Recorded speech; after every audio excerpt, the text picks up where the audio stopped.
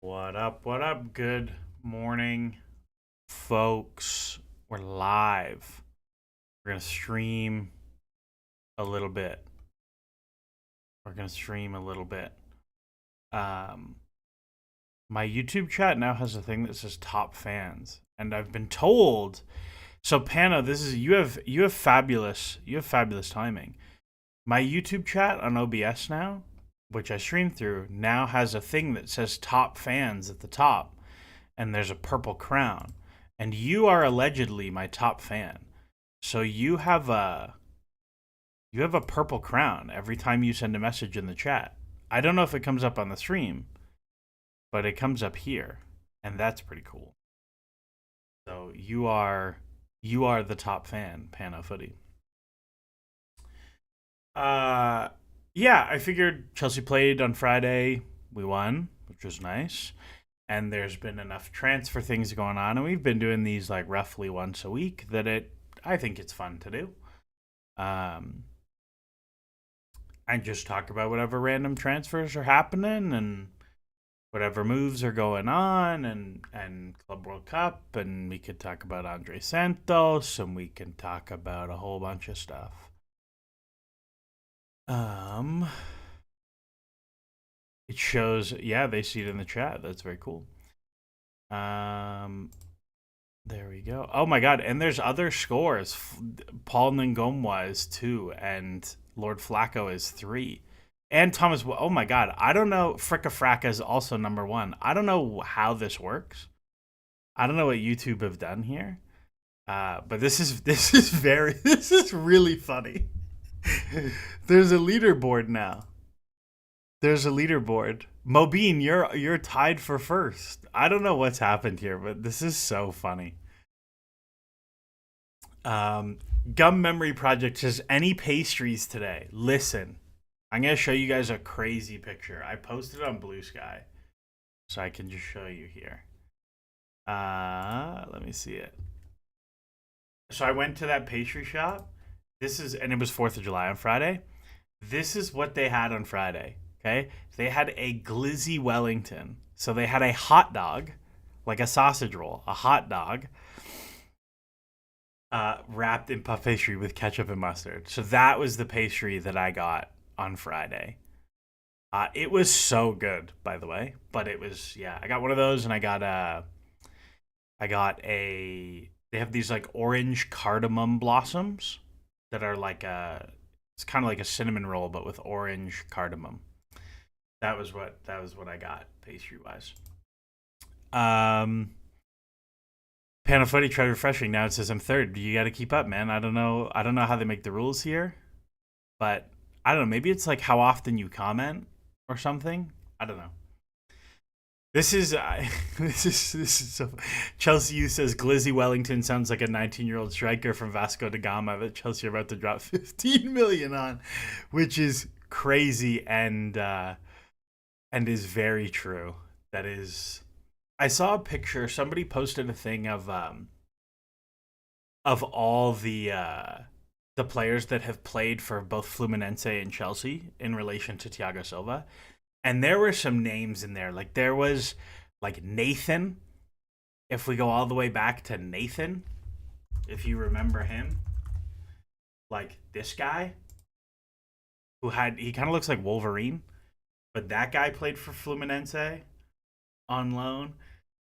Um, I remember being I remember being a like Nathan Truther. I was like, this kid's so good from his Vitesse time. Who else? There was I think Wallace was also on there. Yeah, Wallace, if you remember him, the fullback. Wallace had like a freak. Wallace had like a weird loan to Inter, which never really made sense to me. Um, yeah, Wallace was a right back. I'm trying to remember who else was on there. I think those were the main ones. It was like Wallace and Nathan and Thiago Silva, and then like a few others. Like I think like Julio Belletti was on there. Juliano Belletti was on there because I think he played for Fluminense. Yeah, he did. So there were like some weird guys. I'll always remember Kennedy was on there. Good Memory Project. Yeah, Kennedy was on there. We'll always have that Kennedy preseason game against Barcelona and Japan. We'll always have that game. Yeah, it was pretty wild. Um, yeah, there was some fun. We got like lots. I've attracted the Brazilians in the chat by talking about Glizzy Wellington. It does. Glizzy Wellington does sound like one of those nicknames where the nickname becomes the person's name, like Hulk.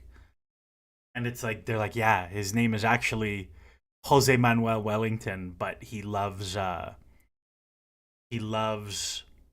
hot dogs so much, so they named him Glizzy Wellington. Uh, Mobeen trivia question: who are some players you got it completely wrong, and who are some you got vindicated on youth prospects or transfers? This is one of my favorite questions because if you go on Twitter and you look at people who talk about um like transfers and about young players and whatever, everybody talks about their hits, but nobody talks about their misses. And the reality is like everybody has misses. Even like the best transfer people hit at like 65%. Like everybody has misses. And so to me, my biggest miss is Harry Kane. I thought he was so bad. He went on his loan. He went on his loan to like Norwich or something, or Leicester maybe. I think both. Yeah, Norwich and Leicester, and he was like not good. And I watched a lot of him because he was eligible to play for Ireland, and it was like, oh, he wasn't good enough to play for England, but this guy might play for Ireland, and he's okay. He scored a bunch of goals for Millwall. So I watched a lot of him, and I was like, this guy's not good. Like he stinks. And then he went to Spurs. And even if you look at his first season at Spurs, like if I go to his FB ref, his first season at Spurs under Tim Sherwood, I thought he stunk. I didn't think he was good at all. And then he 13, 14 probably.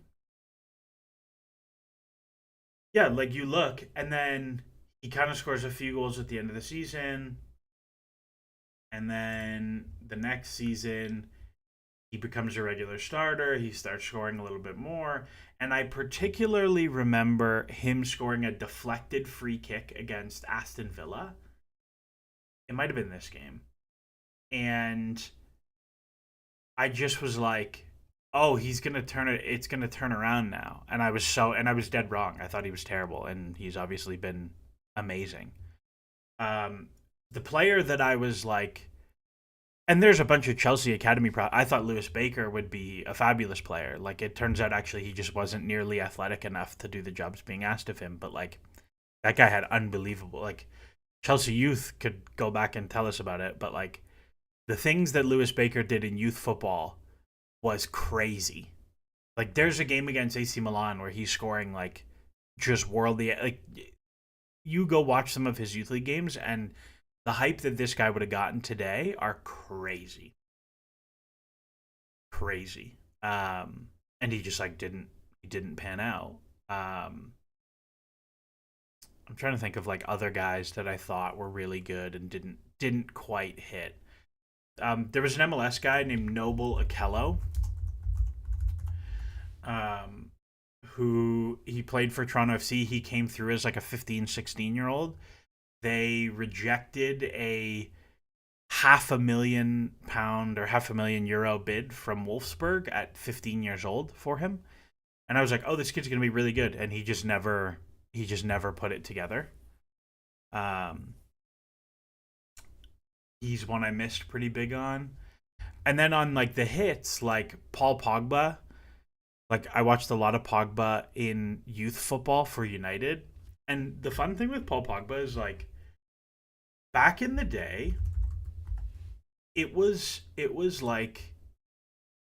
weird to find like you had to go to the dodgiest websites to find youth game streams. And I remember like one of my good friends was a United fan, and we used to watch a ton of United youth games for Pogba, and I was like, oh, this kid is just obviously going to be one of the best midfielders in the world, and like he was super super super legit.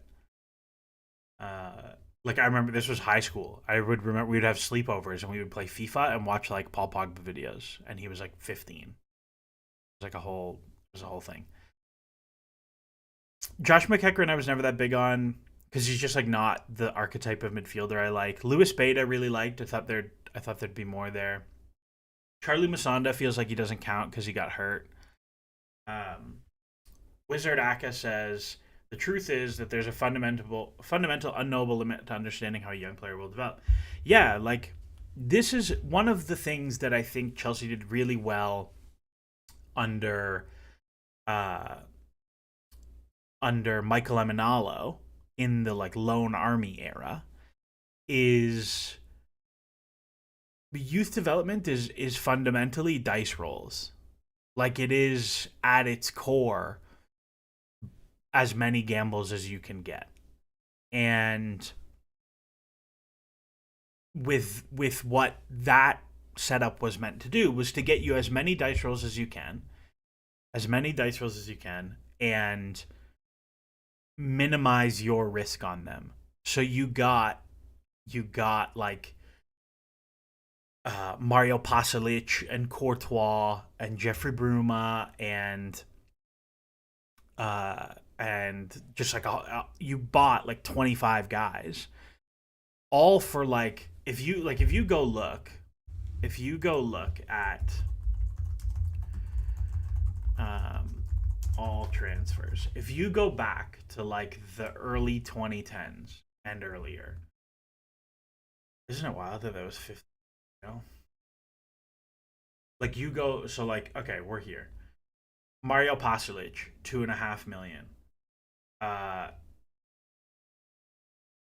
2.5 million. Your risk on that is zero, right? Like if he doesn't hit, it doesn't matter. But if you loan him two times, get decent value, and he turns into something, and you flip him for 12 million, it's like easy money. Nemanja Matic from Benfica was like a decent fee. Zuma was like probably the high end of that. Marco Van Ginkel, Christian Atsu, R.I.P.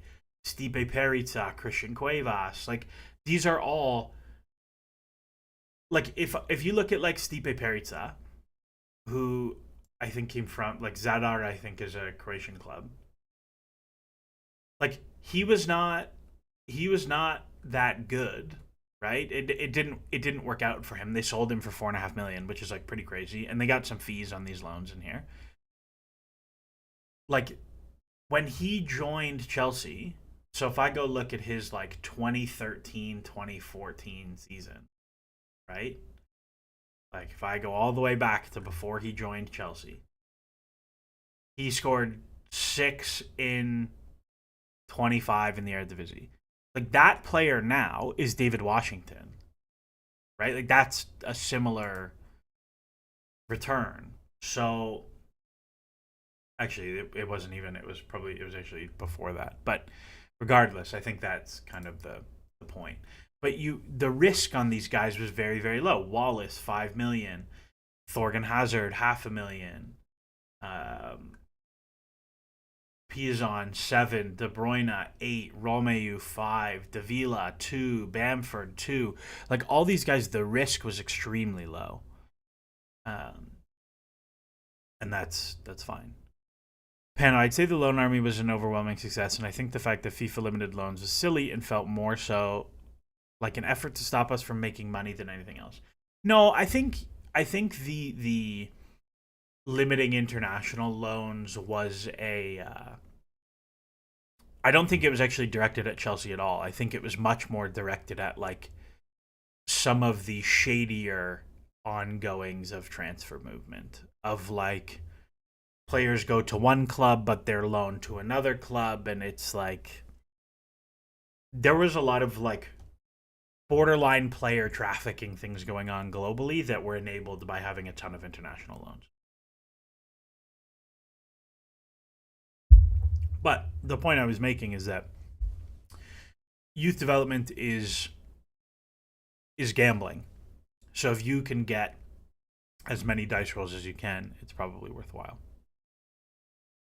Mintrance is really excited about Estevao after the Palmeiras game and seeing your video about him. Man, I thought he looked great against Chelsea. I was really impressed, and I'm like starting to look at my like 1590s and like 6 goals and assist prediction, and like I don't know, it might be a little bit low. Might be a little bit low. Game Razor, Kier, my man, what's going on? Callum Walsh, regularly in the chat, currently has the top fan crown, which is fun. A bunch of you are tied on 75 XP. I don't know how you get more XP, but I'm sure somebody will figure it out. I thought we would start watching the man Andre Santos because I think that would be fun. I think that would be really fun. Can I? Oh wait, I gotta zoom in. Let's zoom in because I don't want to go full screen, but Estevao kicking the shit out of his future teammates made me 10 times more confident. Yeah, dude, the guy clearly wanted the smoke. Like him and Cucurella like having a row. Him and Cucurella having like a legit argument and like fouling each other, and like he kicked Colwill, and like he's getting crunched in midfield, and like he just lives with it is cool. Like that to me was objectively a good thing. Easy Brazy says thoughts on Morgan Rogers. I'm trying to fit him into our team. Does he start for us as a left winger? I for those who have like paid attention or who are regular listeners will know I'm not a big Morgan Rogers guy. I just don't think he's that good. And I think now, especially when you look at, you got Pedro, Joao Pedro, you still have Nkunku, you still have Felix, you still have Dewsbury Hall, you still have all these guys. Like, Rogers is probably like the left half space player. Like, you probably got to chill with those guys at some point. You know what I mean? Like, there's a lot of them. There's too many of them, and I think at some point you got to chill. So, Rogers' deal died when they signed Pedro. I don't know. The other thing is we're past July now, so it's like, or we're past the deadline. So for Villa to get PSR relief last year, I think is tough. Somebody said, Pano, I wonder if Chelsea are thinking the same as you, because if they sell Noni and don't bring Kudus, we probably stay with Estevao Neta. It's very possible. It's very possible that they looked at it and were like, actually, Estevao's probably more ready than we think he is. We will, like, we're more open to moving Noni than we were 2 weeks ago. I said this on the podcast, like, and there's like a variety of Madueke rumors. Oh my god, that's so zoomed in. There's a variety of Madueke rumors that are now out there, right? About the fee and how much they are, and what he does, and blah blah blah blah blah. And like, the argument I made that if I was to play devil's advocate against myself, if I was to say, you know what, Chelsea should sell him. The argument you make, and I think it requires a few logical leaps, is you have to say, one, I don't think his output this year was real. I think the him farming Ipswich, Southampton, and Leicester is unsustainably high, and then the rest of his output is somewhat lower. So like, you have to start there. And you have to say he's probably not going to get better, which I don't agree with, but you could make that point. The second is you have to look at it and say, oh, like his injury history is actually like quite bad with muscle injuries. Like, he had a hamstring this year. He got sick last year. He started with a muscle injury. He had a lot of muscle injuries at PSV. Like, you could make the case, like, actually, like, Chelsea will know his medicals better than anyone else will. You could look at it and say, actually, we think he's pretty injury prone. And then the third part is you could look at it and say, both Pochettino and Maresca dropped him for behavioral slash whatever details, um, application and training, those sorts of things. And you could say, like, yeah, we just think we would bet against his development. I wouldn't. Like, I think you look at Madueke's time at Chelsea, and you see a dude who gets better every single season, like moves to a new country, gets better, gets better. You look at his shooting, like more shots, more shots, more shots. You look at the passing, and it's like the passing is pretty nice. Like it's stable ish. It's a little bit low because he's turned a lot of it. Um, yeah, like it's a thing. So I think I look at it, and like even if you look at the dribbling stuff, like the dribbling stuff is so it has always been really good. But like 8 progressive carries, four into the like the dribbling stuff is great. The fact that he's kept up all the other stuff while boosting the shooting stuff is great. Like that's awesome. So to me, I would not bet against his development. And I think if I were to make the case, let's say you're like Estevao is going to be so good, and Neto's not movable, and whatever, that like actually we need to move him now because if he doesn't play as much, his value is going to go down significantly. I don't agree with that at all. Like I think you even if he had a stable year or even a slightly down year, like I think you could get 45 for him next year, no problem. But if he pops, like I made this point on the pod that came out last night, he played 23 90s, right? At this output. Let's say he puts up 0.55 for 30 90s, right? Like he won't play 30 90s in the league, but let's say he did. If he goes 0.55 at 30 90s, you're talking about like 17 XG plus XA. He finished 3 behind. If you say he finished 4 behind because the assists are also behind. If you say that he finishes 4 ahead on 17, you're talking about a guy who put up 20 goals and assists. And nobody's talking about moving him. And if you're talking about moving him, it's 80 million. It's a huge number. So like you are cutting off upside risk here, I think, with this sale. And that I don't really understand. That's quite amusing. Says thing that worries me with SFS how skinny he is. Physically, he looks like he can cope, but what happens if he goes through a growth spurt? Would he be injury prone? 100%. You definitely have to manage his body a lot.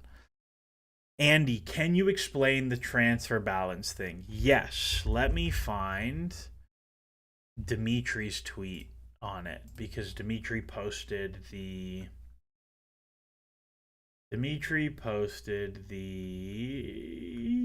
registration thing. Okay. So, the way this works, and this is what happened to City. So, the way it's written, it says may not register any new player on its list A to UEFA club competitions unless the list A transfer balance is positive. So, what it's like kind of weird, like the way it's written, it sounds like Chelsea could not register Delap or Gittins or Joao Pedro. That's not true. Generally, the way this has been applied is that it means you have a smaller squad. So you can register an A-list squad instead of it being 26 or whatever it is. You get an A-list squad of 23. So like someone like Dewsbury Hall would not be registered for. Actually, he might be because he's domestic. But like someone like Dario Sugo might not be registered for the Champions League because of that. That's how it's worked in the past.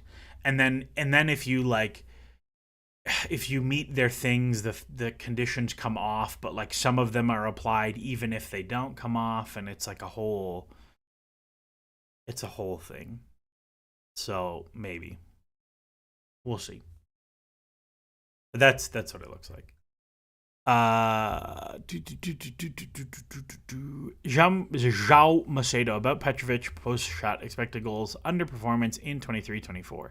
He still underperforms when you remove deflected shots. When looking at XG, he outperformed. Do you think it could be due to the shot profile he faced? Yeah, so one of the things that Petrovic had a hard time with at Chelsea is that Chelsea gave up by far the highest quality shots of his career that he has ever faced. And when he went to a team that went back to it was not that different, but it was much more a like low volume, high quality thing. Uh the thing if you go look at I don't know where I put it. If you go look at Petrovic and you bucket by post shot expected goals, the thing Petrovic does really well is he saves penalties and he never concedes long shots. Ever.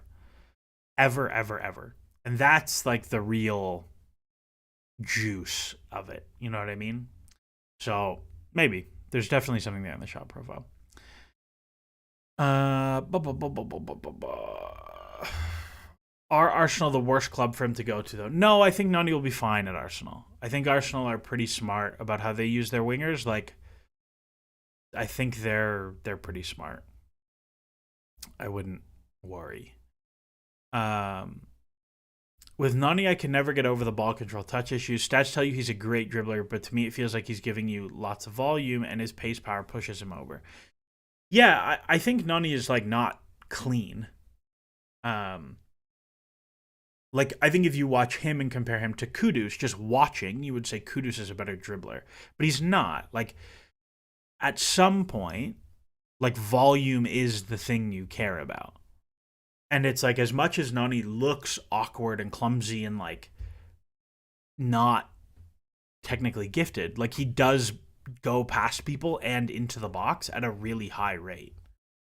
Like that is like ultimately the thing that you care about is like yeah, he does go past people a lot and he does move it into the box. Um like it's an average take on percentage, which is fine.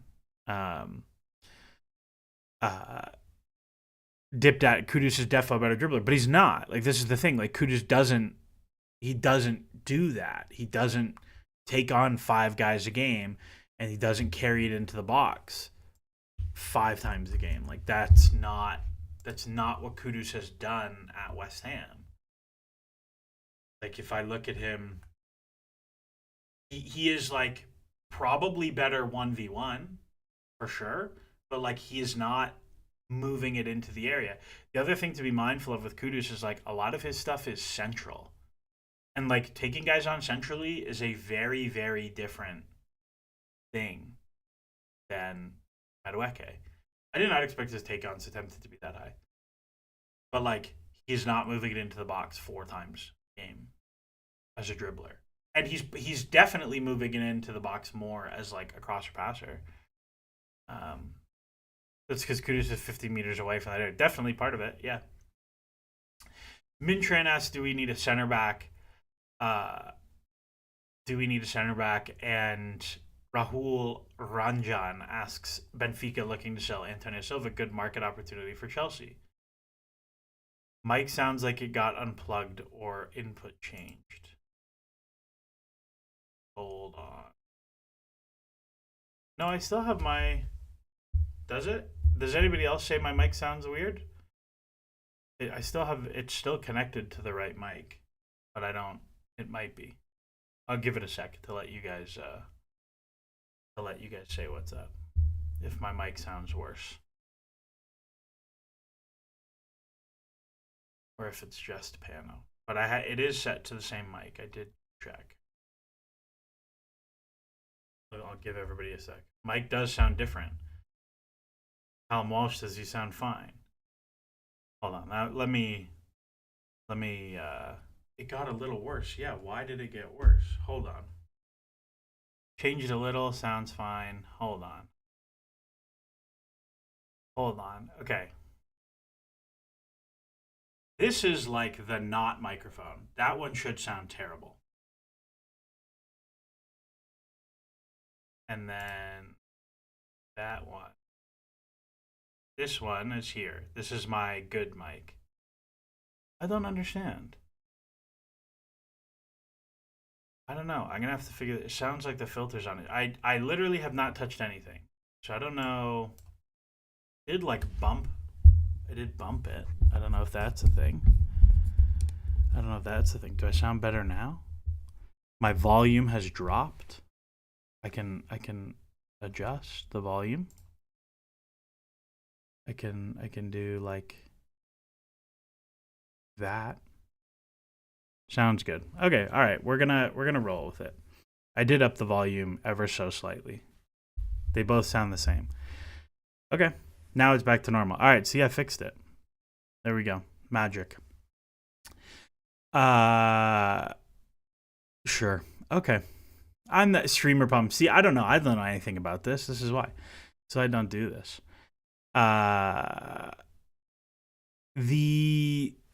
Okay, let's go back to volume. Could just be the solution. It could be. I was probably talking a little bit further away or something. I do need to talk louder. I need to be a real loud boy. If we sell Madueke and buy Garnacho at the same price, effectively swap, are we better off or worse? What do you think? That's a fun question. My gut is that Madueke is a better player than... My gut is that Madueke right now is a better player than Garnacho. However, Garnacho fits the squad better because he predominantly plays off the left. That's like my initial gut reaction. The other thing to be mindful of here is like if you move Madueke, you have to play Palmer as a right winger sometimes. Like you cannot get away with not doing it. Garnacho or Madueke, same price. I don't think I would do it same price. I think I would want to save some money. I think I would want to save some money to do it. Thomas Wilkinson, Ben Jacobs mentioned we've monitored Zion Suzuki. Any thoughts? I'm totally out. I don't like him as a prospect at all. He's just not the guy for me. Garnacho.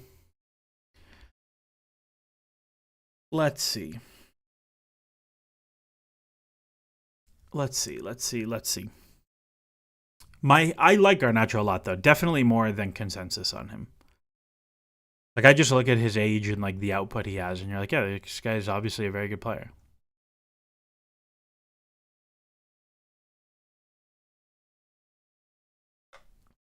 I don't know. That's a tough one. That's same money. I don't think I would do. Yeah, like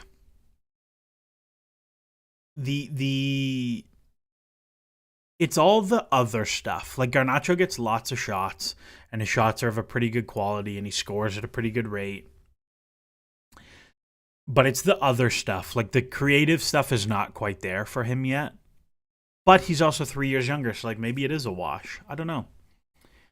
The other thing I think with Garnacho is like United are a mess, and as Kalmosh says, how do you quantify United tax on Garnacho? Like United are a mess, and they want him gone so bad. Yeah, he is definitely a worse dribbler. That's 100% the case. They want him gone so bad that I don't think I would give them full money for it. Like, there's a quote. I can't remember who said it or what I was listening to. I think I was listening to Samson Folk, who's like a Raptors podcaster, YouTuber, writer guy. Very, very bright basketball guy. Super fun to listen to. He was like quoting someone that's like, contracts aren't about what you deserve. It's about what you have the power to leverage. And I think that's very much true for transfers. And I think it's true for contracts. And like United have no power to leverage Garnacho. Chelsea have lots of power to leverage Noni Madueke because he has a long contract and they don't actively want him gone. Considering how Garnacho wants to stay in Prem, but market is closing, could West Ham make a cheeky bid after Kudus leaves? Yeah, it would be very smart. Would be very, very smart to do.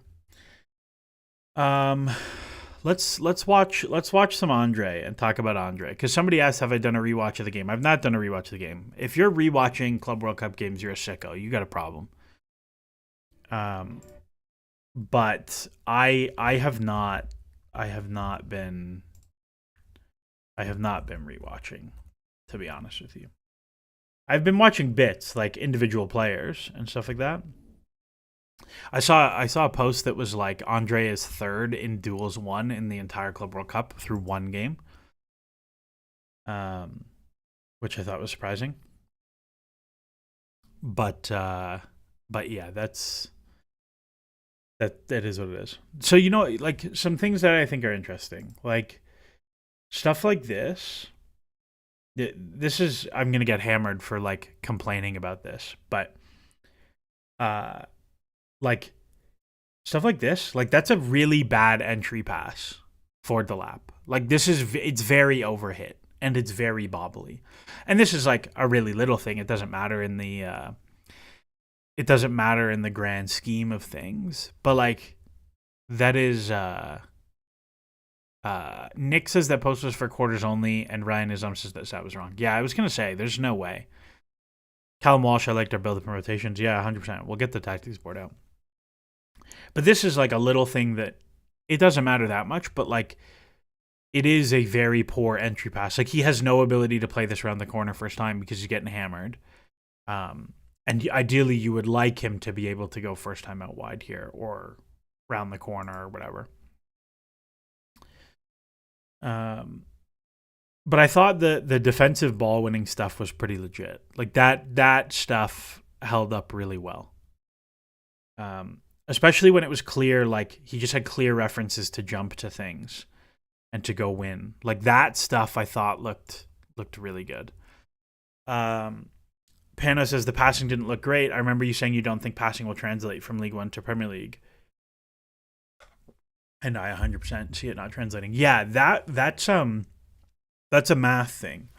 So if you look at like every transfer from Liga to the Premier League and you see progressive passes in Liga, progressive passes in the Premier League, and you look like how do they change? They drop about 40% on average. And there's a lot of dudes like Cheikh Doucouré, like just think of like all the black French midfielders who came to the Premier League. And I guess Morgan Verretou, because he's the only white one I can think of. But like all of the like defensive midfielder ball winners who could pass a little bit, who moved it forward, all of them, their passing numbers kind of cratered a little bit when they came to the Premier League. This stuff I thought looked really good. Well, I think I was very surprised how good the like pivot player stuff looked. I was not very surprised. Very surprised is too much. But it was better than I was anticipating. Still a little bit sloppy. Like you can see there's enough moments you can see that like he takes an extra touch to do something, or the execution is a little bit sloppy, that like, yeah, if you're playing, like if I take this one, for example, like he's slow to do this and the winger takes a not great angle. If you make this left winger Martinelli, like you might get stripped here, but you're not going to because it's Alan or whoever. I think that stuff like will take a little bit of time, which is okay. The ball winning stuff was pretty smooth. You know what I'm very curious to see? There are some corners of the Chelsea internet that talk pretty consistently about Caicedo being the wrong side for tackles. There was a lot of Andre Santos wrong side tackles in this game. A lot that he takes a terrible angle and recovers because he's an excellent athlete, but he takes a bad angle and then wins it. Like this is exactly the one I was thinking of. Like it's a great recovery, but it is from the wrong side. But this stuff is like really good. Like being able to generate like this. There is no world where. Oh, I think I went too far back. The clip after this one.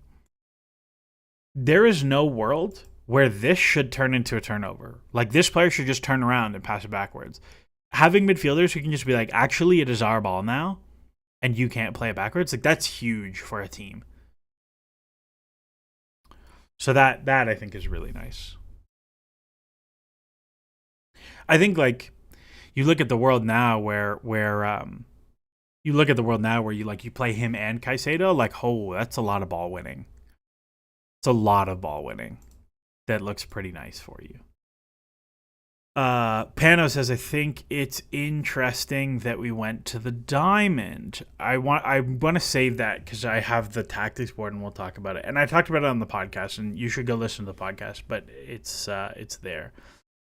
Actually, whatever. We'll just do it now because it's cool. It's cool. Who do I think is better, Santos or Lavia? Santos, not close. Not even a comparison. So I'm not changing the names because I'm lazy. But just like bear with me.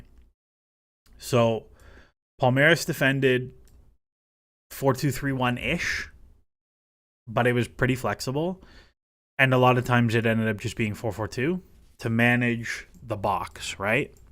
Because this is how Chelsea set up. And what we saw, Ryan Islam, agendas aside, Seb is very good at breaking stuff down. Seb is exceptionally bright soccer mind. If Seb was not a dickhead, he would have a very good job in soccer. Seb is very smart, but he's just a difficult person to work with. But very, very, very sharp guy. I really like talking about soccer with Seb. So like last season, we saw two things, right? If teams defended in a back four, we saw Chelsea go to a box in midfield. 1, 2, 3, 4, 5 players on the last line. Double pivot, 3-2 build. Always if teams defended with 4. If teams defended with 5, they would push another player high. And it would be 6 on the last line, diamond build. That's the answer. That's exactly the answer, is that it would be 6 on the last line, diamond build, or it would be 5 on the last line, box build. Like, those are the only two things we really saw all season. You saw like a couple back four builds, but not that much. What I really liked about this game, and there's I tweeted it. Where did I put it? Let me go find it. Yeah, this is the one. This is the one that I liked. This is the clip. Really good. And it's fun. I like that it's the athletic guy. Bull. I don't know his name, but that guy. I like him. He writes the funny songs about Adriano with 99 shot power. So the thing that he brings up that I really liked is, let me just play it. If I play this, can you guys hear the sound? Let's see. They were really good, I think, for one thing, but the shape there isn't really what you saw at all, because it became a 3 and a 2 for build up for a lot of it. I think we've got some clips as well. You can see some of the changes they made, but like the 3 becomes a 2 at some point. Then becomes Andre Santos becomes the main pivot player, you'd call him, and then they'd have other players like you've got Gusto there and you've got Fernandes who would kept dropping in either side of him. So you could have a 3 in the back drop, you could have a 2. You see it here. Here's when they're playing a 3, and there's the 2 in front. So like here's it's a bit too loud. Okay, cool. I can adjust that. Give me a second. I can't really talk over it because you'll pick it up on my mic at the same time. So it's like a weird thing to balance. Close. So like here's the 3-2, right? And then just watch, and I'm not gonna talk at the same time, but like you can watch how it changes as they go. Front of them, obviously, and that's what Maresca kind of likes. But because they have that, Palmeiras. And so now, 3-2, but Palmer comes low from the box, where it's like box, box, box, box. But now actually it's Enzo high, Palmer low, Gusto higher. And now all the references have changed. And what was a 4-4-2 is like, oh my God, I'm getting dragged all over the place. All over the place. Players couldn't figure out how to press against them. Normally they sit deep anyway, but when they were doing that, they were dropping in and couldn't work out where Chelsea players would appear. So they kind of appear out of nowhere. This is a bit fast here, but you can see that all of a sudden there's Andrew Santos in the zone, then all of a sudden someone drops in, and what they're trying to do is always trying to open up this. So like that pass outside center back to opposite 8, like this player to this player, is my favorite pass in all of football, because it's pretty hard to open up the lane to actually get it there.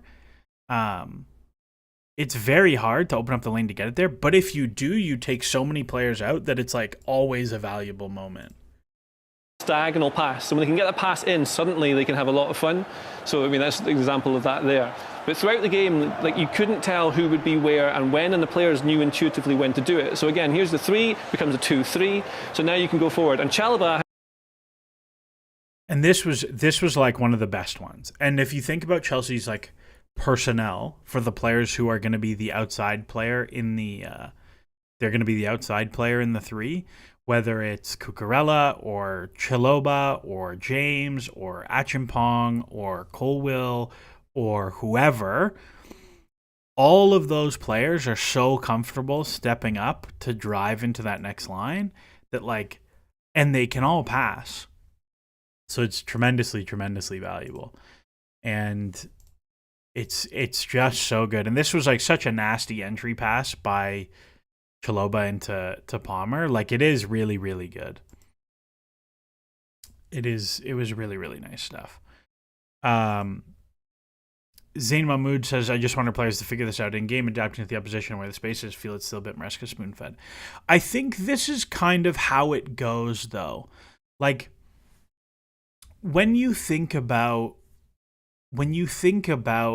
how these systems like grow and work over time, like Hakimi had a really good quote, and this answers who was asking. This answers Thomas Wilkinson asking about my thoughts on PSG Luis Enrique second season. Like, Hakimi had a quote talking about how in the first season it was very rigid positional, like these are the positions in the positional play you're gonna stay in. And then the second season, you have mostly the same group who mostly know the roles. And now it's a lot easier to introduce rotations and tweaks and changes where, like, Palmer and Enzo Fernandez, if you go to the very beginning of this clip, like, inherently, like, nothing here, like, but, like, look, it's just a peek. He's like, okay, yep, Palmer's coming into the space. I'm going to get out of the space. And now I'm high and Palmer's low. And, like, yep, no problem. Like, you can imagine spots where, like, Enzo would stay low here. And even if when Palmer gets this, like, he's here, that's way less good than him getting it 10 yards higher. You know what I mean? And so that stuff, I think, is really, really good. And I think is aligned with the Enrique season 2 comp. Now, do I think Chelsea are going to look like PSG on the ball this year? No, because I think just like the profile of players they have is very different. Like, as much as I like Enzo Fernandez and I like Moises Caicedo, they are not the technicians that Vitinha and João Neves and Fabian Ruiz are. Like, they're just not those players. They're different. Andre Santos is different, like, and that's okay. I think it'll take time. But that is the thing to me that takes you from, like, we generate a lot of field tilt just by existing as a Five Guys team, and we are actually a really good attacking team. Because, like, as much as we get, like, angsty about how good Chelsea's attack are. And, like, Chelsea's attack was pretty solid last year. But, like, 68 is not huge. Like, that's actually pretty low for if you want to be, like, a legit really good team. Like, that's not enough. If you want, even 82, like, that's pretty low for a title team. At least for the last, like, 5, 6, 7 years. So We'll see. If you replace Madueke and Jackson, do you think we'll lose some of the free-flowing rotations we've been seeing, or are the attacking rotations easier to learn as an attacker? Madueke doesn't rotate. Madueke is like the least positionally flexible attacker. This is the other thing if you wanted to make that case. But like Madueke is this guy or he is this guy. Madueke is never the half space. He is never the 9. He is only ever the widest player. So like Noni, I don't think really matters. Nico, however, I think is very good showing off the front to link things and like would be a legit loss in that role. And I think that's very much the true. That's the case. The only concern I have is the big overhaul of attackers means more people have to learn. I also think like I don't think the attack is being that overhauled. Like I think the attack is almost always going to be still like Jackson, Palmer, Neto, and then a guy. Like maybe, and Enzo Fernandez and Caicedo are always going to be there. Like I don't know. I don't know if it's like that big an overhaul. I think it's a little different, but not. It's a lot of players, I guess. Rohan Matthew, also Maresca says Santos is more suited for the Enzo role than the Caicedo role, but seeing he did well against Palmeiras, should Maresca be more flexible? I think people have gotten really hung up on that comment. I think people have gotten really hung up on that comment, and I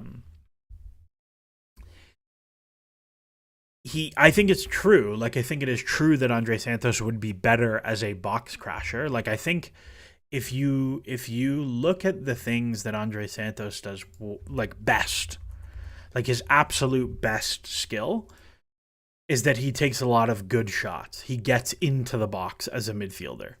That is like the number one skill he does. The second number one skill is that he kicks and tackles a million people. So if you think about the way Chelsea play, playing him in a box crasher, win the ball high role is probably the best use of him. However, there's lots of midfielders and lots of midfield minutes, and he's also fine as a pivot player. Like, I think he is better suited to the box crash role. I think he's a fine pivot player. Like, I think he's much better than Romeo Lavia as a pivot player, for example. So, like, yes, more suited to, but as Discord and Football says, more suited doesn't equal to only suited, and I think that's very much true. And this is the thing that I really like about him is Chelsea have a lot of dudes who can only do one thing. And if you ask me, like, one of the things I like about this summer, like, I like that Joao Pedro can do a lot of things. I like that Andre Santos can do a lot of things. That, to me, is beneficial. Ooh, yawny today. Rationally, what are the arguments to starting Reece instead of Santos in the Palmeiras game? I have no idea. That was so dumb. I think at this point, like, there is genuinely no argument to starting Reece in midfield. Like, it just shouldn't ever happen. He's just not that good at it. I wouldn't. You've seen it enough now that, like, I just wouldn't do it.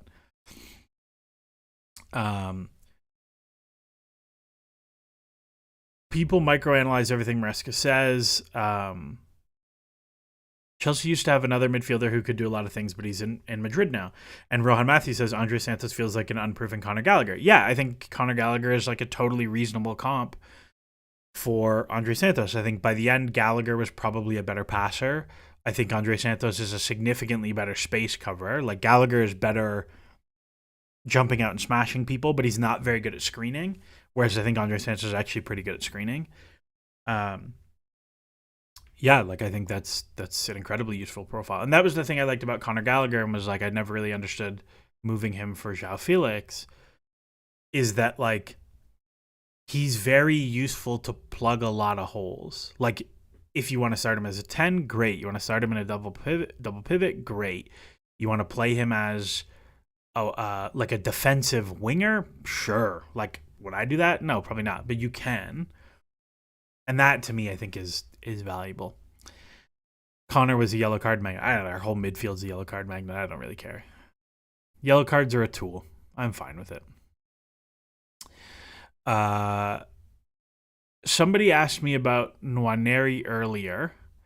Jonathan said, I haven't watched the Noni vid yet, but is it just me or does the potential of getting Nwaneri just not appeal to me as much as keeping Noni because there's no guarantee EN gets to Noni's level? Wizardaka says, I was against selling Noni until I heard Nwaneri might be involved. I like him on the eye, but Thing was a big youth watcher saying he's streets ahead of anyone in age group in this country. There's somebody much earlier said, like, Chelsea tried to get Max Dowman in the deal. What do you think of that? So, like, I think if you're going to move him to Arsenal, I think you're right to see if you can get some like, side hustle. I think Nwaneri is very good. I think he was played in positions that didn't really make a lot of sense for him. Like, he played a lot of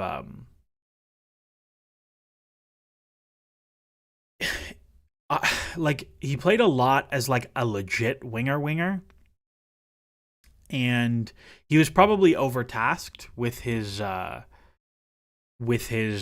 like the asks of him in the back half of the season. But honestly, like, at 17 for most of that run, like, is 0.28 XG plus 6.8 great? No, but that's fine.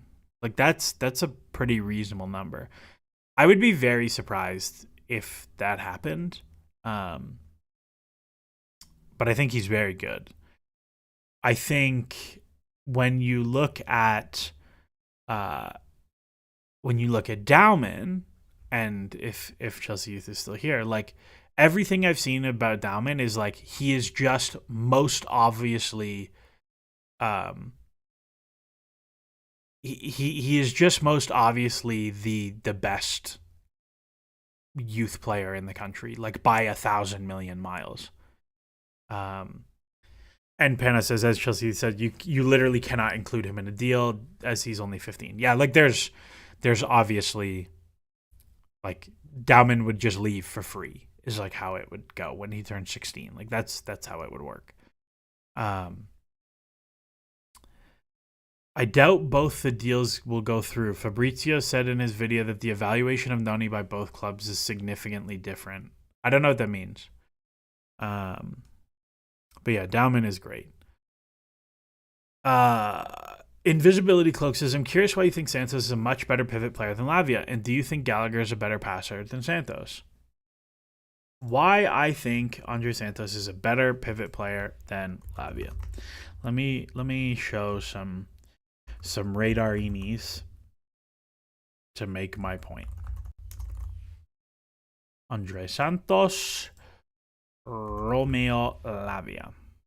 And this is going to be very low minutes, and we're just going to have to live with it.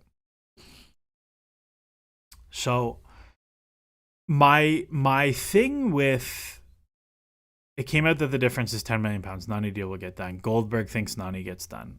Somebody had a question from a Goldberg stream earlier. We'll talk, and I'll scroll up and find it.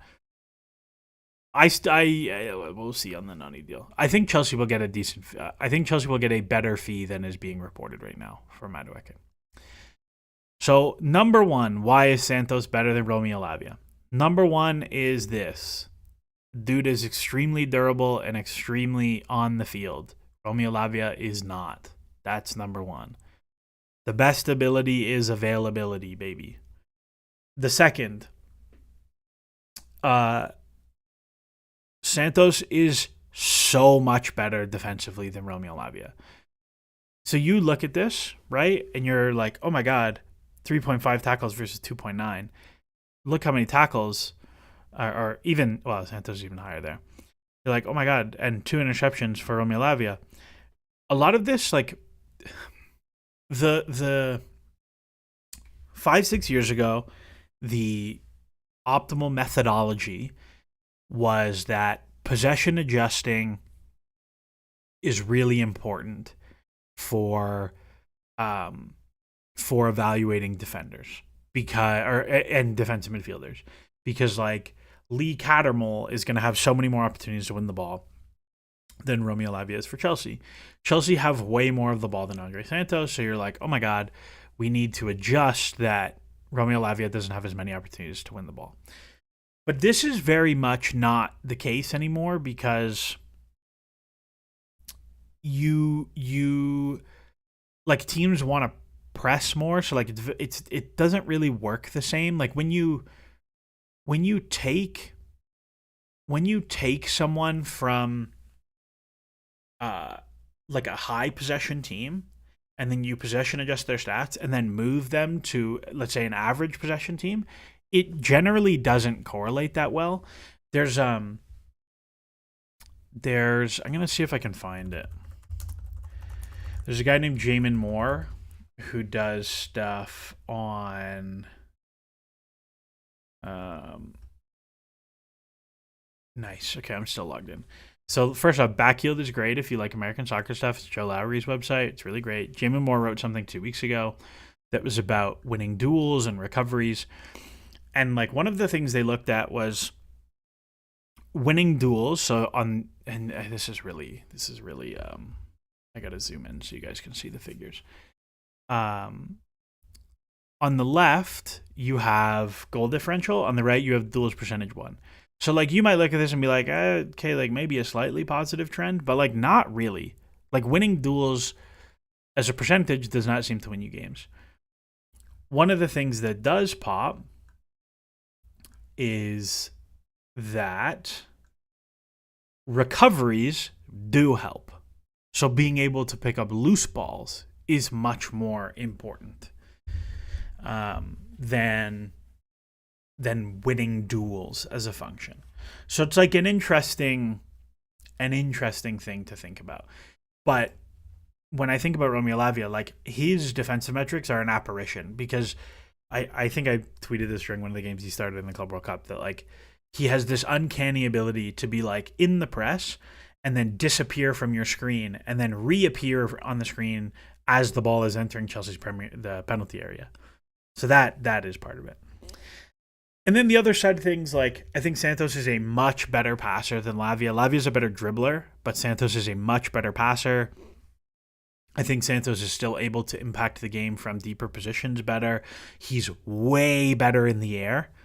Way better in the air. Like you look at the percentages and you're like, oh, well, Lavia actually won 8% more. But Lavia contests many fewer headers. Like he's a much, much, much better player in the air.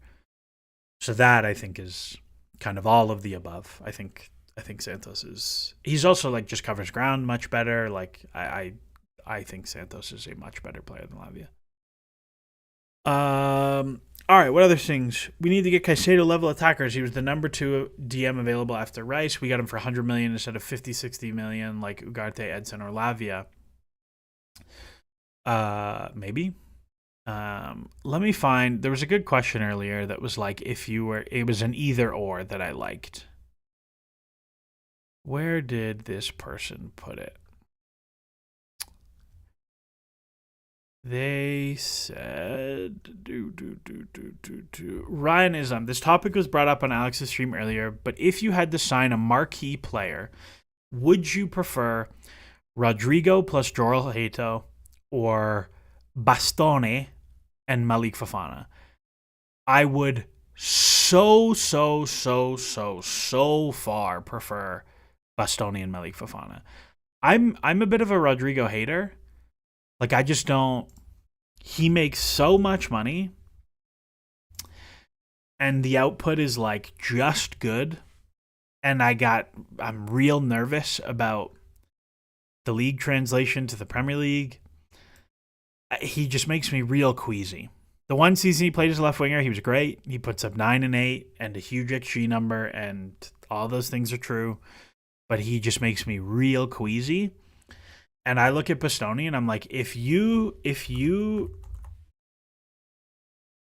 played Alessandro Bastoni as your left back or left center back, and you built in the 3 with Bastoni as the left center back, Colwill the middle center back, James as the right center back, that team is unbelievable. Unbelievable. Like, it is a crazy upgrade on Cucurella or on one of your center backs. Like, he is ridiculous. ridiculous. And I think he gives you a lot of insurance if Colwill gets injured. Colwill's not the most injury resistant dude. Like I think Bastoni is like would be a crazy upgrade. And you're getting his whole peak. Like this would be a Van Dijk level signing when Van Dijk went Southampton to Liverpool. I think he's unbelievable.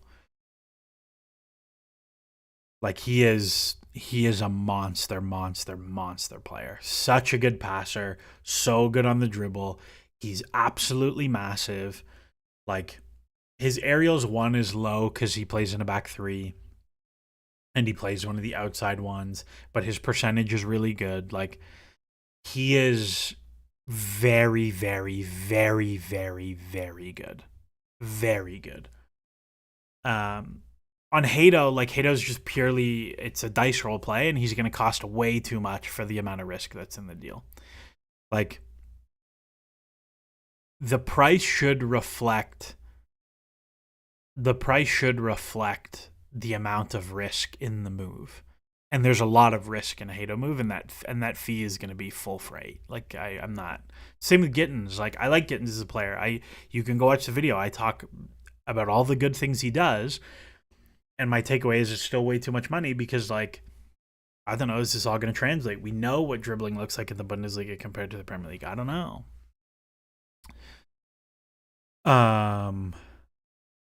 Invisibility Cloak, should Chelsea have gone for Declan Rice ahead of Caicedo? I would have gotten both. I think if you got Rice and Caicedo and not Enzo, you have like a very special midfield for a long time. But I don't think the Rice deal was on the table that summer, realistically. Easy Breezy says, it seems like he's more willing to have his left back hugging the touchline. Would Hato still fit as an ideal target? No, probably not for that role. Paul Esk says, would I take Gyökeres at Chelsea? So this is the other big deal that's like kind of happening today. Gyökeres to Arsenal is gathering speed. I think he's a good fit there. The worries with Gyökeres are not him as a player. The worries with Gyökeres is that he's 27 and is going to want £350,000 a week, and the fee is huge. And you only get one contract because at the end of that contract, he's 32. And this is a guy like tremendously reliant on his physical talents. Like it's going to be very hard to get good value in a Gyökeres deal. But I think for Arsenal, I think he'll be very good. Yeah, Jadev, are those the wages reported? I don't know if it's been reported what his wages are going to be, but he scored 45 goals last season. Like, it's not going to be 150K a week. And he's making good money at Sporting. It's not going to be 150K a week. And I think his agency are very aware that this is his last huge contract. If he doesn't go to like Saudi or something off the back of this. Pano says, I feel like Fofana would get ragdolled in the Premier League. And somebody said, is that deal dead with Gittins? And what I will say is I don't think any deal is ever dead at Chelsea because sometimes they just do stuff. I think Fofana is a really interesting prospect. Again, it's another one that, like, to me, you're getting him on a value play because Lyon got relegated and maybe they're not going to be relegated, but they have to raise a bunch of money to not get relegated. And, like, that's, to me, you're going and saying, like, yeah, we'll get you out of this bind, but we're going to get a good fee for it because of it. That's kind of how I would see it. Chelsea Blue, what about Leao? I'm not really interested in Leao. Too much money and not good enough for his effort.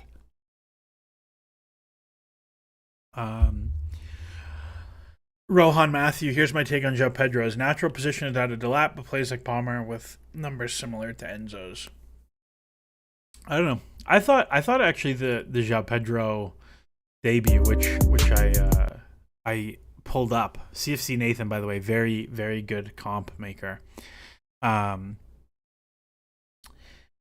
Like, I thought Joao Pedro looked really good in his like 40-minute cameo. Like he is just very clearly like excellent link play, really good passer. The ball striking still kind of sucks, but like good dribbler, good passer, really good linker. I was pretty surprised he came on as a 9. I thought he was going to come for Nkunku and Jackson would come for Delap, and that would be what you do. Like they feel actually a very natural pairing with each other, with Joao Pedro underneath Jackson, but they didn't do that obviously.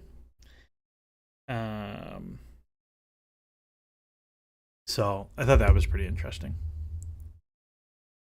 The other play I just like pulled up a bunch of random. I just pulled up a bunch of random movies. Strasbourg are signing Sumela Koulibaly from Dortmund, and I also pulled up the King Dastan Setpayev to see what's what with him. But we can watch those kind of as they come along. I can close, and this I can reset the zoom in. Zoom. Let's see what are people saying in here. He's really damn strong to bully the Palmeiras center back. Yeah, he's a big boy, man. Is there any real blockbuster signings this summer you would break the bank to get, or is the squad fairly settled? I would break the bank for Bastoni. Really, really happy. I would be really happy with that. I think there's a 0% chance though. But Bastoni to me is like that guy's a god. But I don't think there's a world where you could do that. Blockbuster. Still love Aurelien Tchouameni at Real Madrid, but that's obviously not happening. Trying to think who else like blockbuster. I don't know blockbuster. Isak. Like I'd take Isak for sure. That's one I got wrong. I thought Jackson would develop faster than him, and that hasn't really happened. I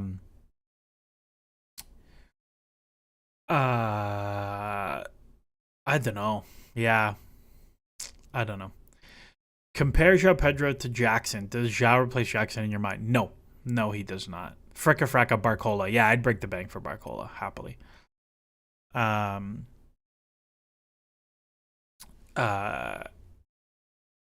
Yeah, that's... No, Joao Pedro does not replace Jackson. In my mind, it is still Jackson is the starter, and you are bringing Delap off the bench, or you're bringing Joao Pedro off the bench at 60. Like, no striker should play more than 60 minutes now. You should always be subbing at 60 to, like, just run people ragged. Unless, like, they're having an amazing game and you're not going to take them off, sure, whatever.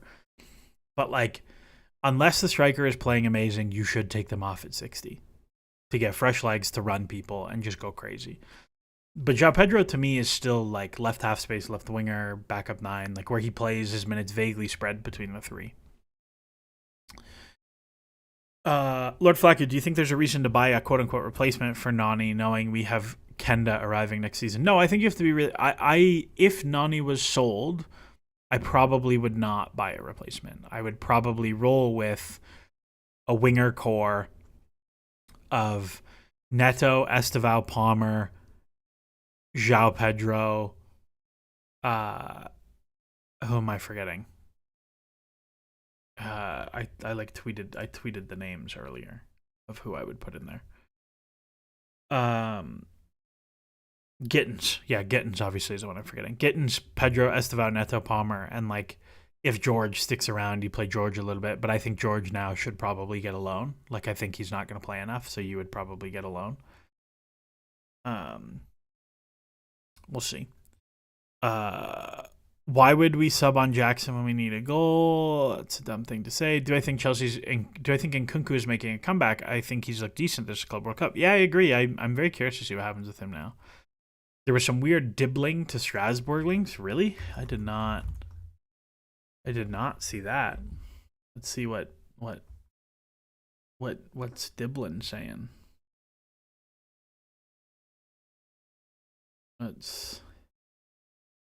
Yeah, I mean, I think he's exciting.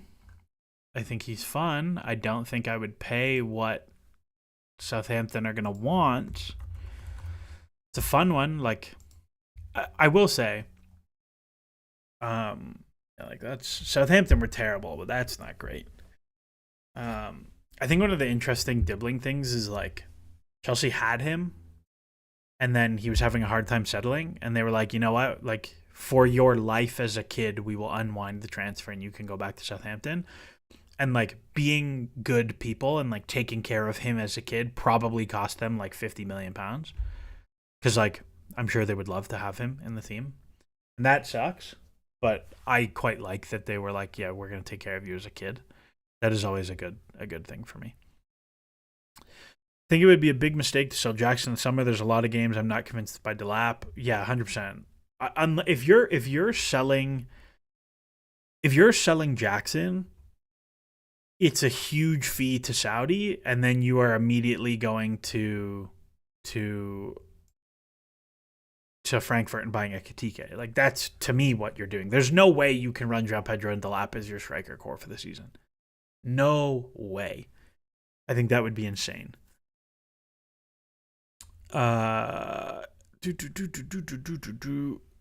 Surely there's no way to predict how good Satpayev is. Let's watch Satpayev now then.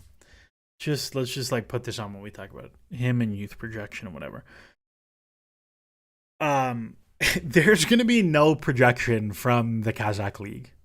Like you're gonna have to find a Kazakh move to like Russia or something, and then Russia to the continent. Like that's gonna be your comparison path. To me, like the data is what it is. Like I have not seen Kazakh league data. I don't know if it exists. You know what? Actually, I'd be very curious. If I open up Y Scout, and I find, I'm gonna move this over here because I don't want you to. I don't want to dox my Y Scout login. I'm just gonna jump on. Sorry, whoever's in there. Okay, so if I go to my Wii Scout, let's see if there's Kazakh League data on Y Scout. There, okay, so it's there. Is it not? Why is it not coming up? Is he too young? Because I know there was a time like Y Scout had a thing that you couldn't have. Dastan Sadpaya. He might be too young because I think Y Scout. Oh no, here he is. I was just spelling it wrong. Let's see. In the gotta shell out another grand the Y Scout if you want him. That's pretty good. That's actually really decent. There's probably penalties in there. 0.7, 0.54 XG, 0.76 goals. You'd expect that because he's just going to murder the ball. 4 shots a game is pretty good. The XA 0.23. This is like, you know what? For a kid playing Kazakh ball, I'm okay with that. That's pretty good. Chelsea U says when he gets a chance to line it up, he smacks the ball, but everything else is a major X shrug. Yeah, I've watched like this is the extent of what I've watched of him, and like he gives big like young Aguero vibes that he just like murders the ball and like doesn't really do much else. But that's okay. He's like 16 years old. Who cares? 17 years old. This is the point. I will say, and Chelsea Youth might yell at me for this, I think all of the strikers in Chelsea's academy right now suck balls. I don't think even one of them are good. Even Shimuka, I'm like, okay. Like the only player in Chelsea's academy right now, the only like, I shouldn't say the only because there's a bunch of players I really like, but I think of the creative attackers or like attacking players. Like Keanu Dyer is the only player I look at and I'm like, oh, you're legit good. But like Shimuka is like, I think Shimuka is probably a little bit overrated. Like he is not, like people are talking about him getting a senior loan right now. And I think he needs to score so many more goals in PL2 before that happens. Yeah, Chizias and Wada is okay. I'll be honest. Like I've watched way less of him. But it feels like it's been a bit of a barren run for Premier League or for academy attackers at Chelsea for a while. Just like not, and maybe it's just actually a more realistic run post post Tammy and Dom, which is like Tammy and Dom are like once in a generation academy striker prospects. So to have them at the same time is like pretty ridiculous. Invisibility Cloak, what do you make of the UEFA punishment? And based on some of the conditional stuff, don't you think Chelsea need to be more responsible going forward? We won't be seeing a lot of big buys. I don't think that's true. I think it's much more going to be about sales than it is about buys. It's just they're going to have to like gradually sell off a few players every year to fund whatever they're doing. And we'll see if they do. Jorginho. We'll see if they do. But that's I think true. Somebody says, do I think they flip Delap? I think Delap will get 2 years and then they'll decide what to do. And if he doesn't pan out, like you'll move him to West Ham for basically what you paid. Don't forget Canada's finest, Ike Ugbo. Ike Ugbo is technically Canadian. He did play as a child for the Woodbridge Strikers. I don't really understand how 5 years between the age of 5 and 10 qualifies you as a Canadian. But he does play for Canada, and he has not been very good. He has not scored for Canada. You know who you want to talk about strikers who suck, and I'm just gonna like randomly dunk on a player for no reason right now. Daniel Jebison is so bad. I don't see anything with him. Like, you look at this and you're like, okay, couldn't get on the field in the championship. Solid numbers, though. But they were like one of the best teams in the championship, so you get a lot of like sub-stat padding there. One good season in League One and just like hasn't played for 4 years. And every time he plays for Canada, I'm like, you suck at soccer. And then he missed an empty goal against Villa that would have made we wouldn't have needed the final day at all. I'm just like, what are you doing? Like I just don't think he's good. He's just very large. That's a separate complaint. Is Tyreek going to head out on loan? Feels like any vague hope he had of a path to the squad is gone with recent signings. He's pretty much been earmarked as a future sale. Maybe. I think the thing with Tyreek that I don't know what to do is he just needs he just needs like time on the field against real teams. He just needs time on the field against real teams. I think there's a lot to like there with Ty. I think he's a legit player, but he needs to play. And I just, even before all these signings, I don't know if there's going to be enough time here without Conference League. I think I'd really like him to go to Strasbourg, but it doesn't feel like that's going to happen. My guess is he's going to get like a pretty good championship loan. And I don't know how well that's going to go for him. I think physically he might struggle a little bit. But I really like Ty, man. Like the shot volume is super real. The dribbling stuff is good. He's a pretty good passer. He's like improved so much defensively. Like if you watch like his defensive appearances at the beginning of the season and then the defensive appearances at the end of the season. At the beginning of the season, he is so lost. Like, he has no idea where he's going. And if you look at the end of the season, man, he looks so good. He looks so good. I think I'm really curious to see how his year goes. I think Josh is now not going to leave, and I think he'll get enough minutes, which is fine. But I think Ty needs to play. I think Ty needs to play 30 games somewhere. And that'll be good for him. Do I think there's still hope for Slonina? Slonina's just like dropped off. Like it hasn't quite worked out. He just needs to go play somewhere.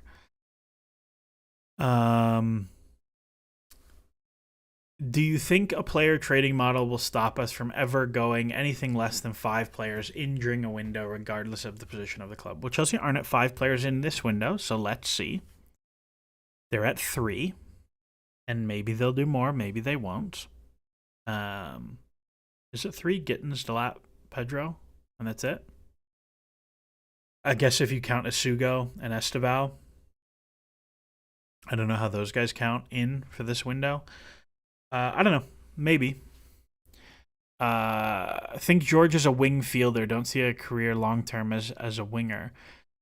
I don't know. I don't know about that. I think he just needs some physical development. Like if you look at again, Saka at the same age was playing left back because he couldn't play as a winger.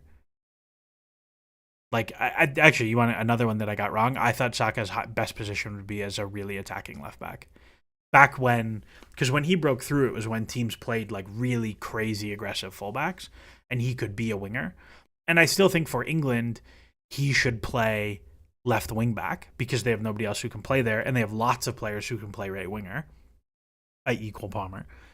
But I think, like, just give it some time. Like, he's not even 20 years old yet. Give it some time. I think, I would not be surprised if he did not end up as a winger. Like, if he ended up as a striker, that would actually not surprise me that much. But I think his development, you should plan for him to be like a shooting left winger, inside forward type deal. Why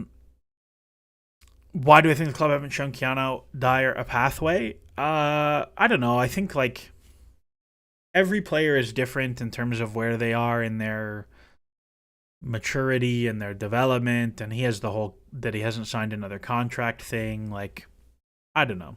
Sometimes we just don't know. Nana leaves, you have to go for Ken and Yildiz. I don't like Yildiz, so no, please no. Hopium, I hope they still get Manyan, Hato, and Silva. That's a lot of money, man.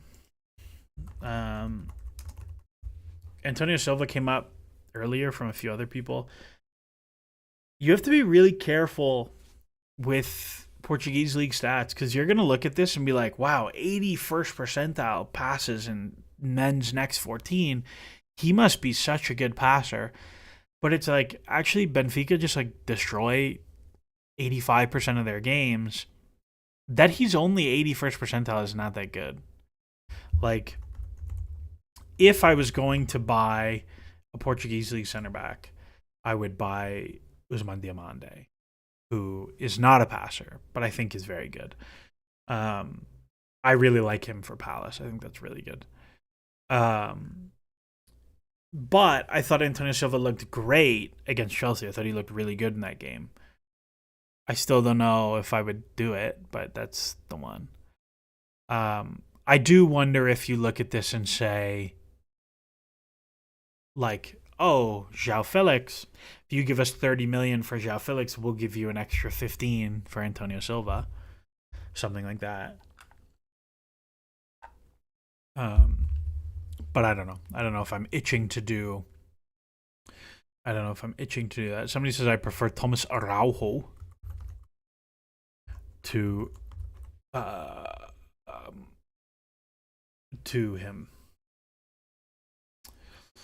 Just like that's more real passing stuff. I don't know. I'm just not into these Portuguese league center backs in general. Somebody says, do I think Josh is a fullback or a center back? I think long term he's a center back, but I think playing him at fullback is okay to get him into the team. It's very Andreas Christensen coded, who played a lot of fullback before he became a center back.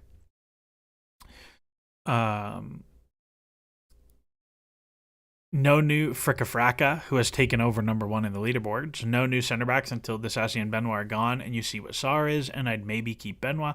Yeah, I'd totally keep Badiashile. I think he's a very useful squad player.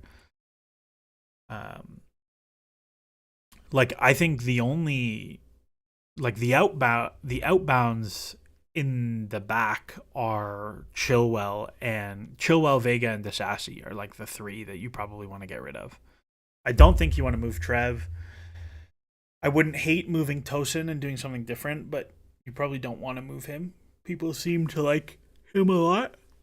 I don't think you want to move Benoit because you're going to make a loss, and then you're going to have to replace him with someone worse than him, almost certainly. So, I don't know. It is still alarming to me that like it's July 6th, and like no movement on outbounds, just none. Not Vega. It doesn't matter the price. No outbounds on anybody. Not Disasi, not Vega, not anybody. Nobody's going. Not Nkunku, not Felix. I guess Felix has a little bit of movement. Like it's Noni, who like wasn't even on the sell list. Like you've not moved anyone. Not Sterling, not whoever, not Slanina, nobody. Wes Fofana still exists. How much can he play next season? Is it possible to sell him? No, I think you're stuck with that contract. I think it is what it is at this point. It's a big question how much Fofana can play. Chelsea were better when Fofana played last year. And you can imagine, like, we go back to that, like, crazy Bastoni deal. Like, you can imagine a world where, like, Bastoni's your left back, and it's Bastoni, Colwill, Fofana as a 3, and, like, that's a pretty crazy 3.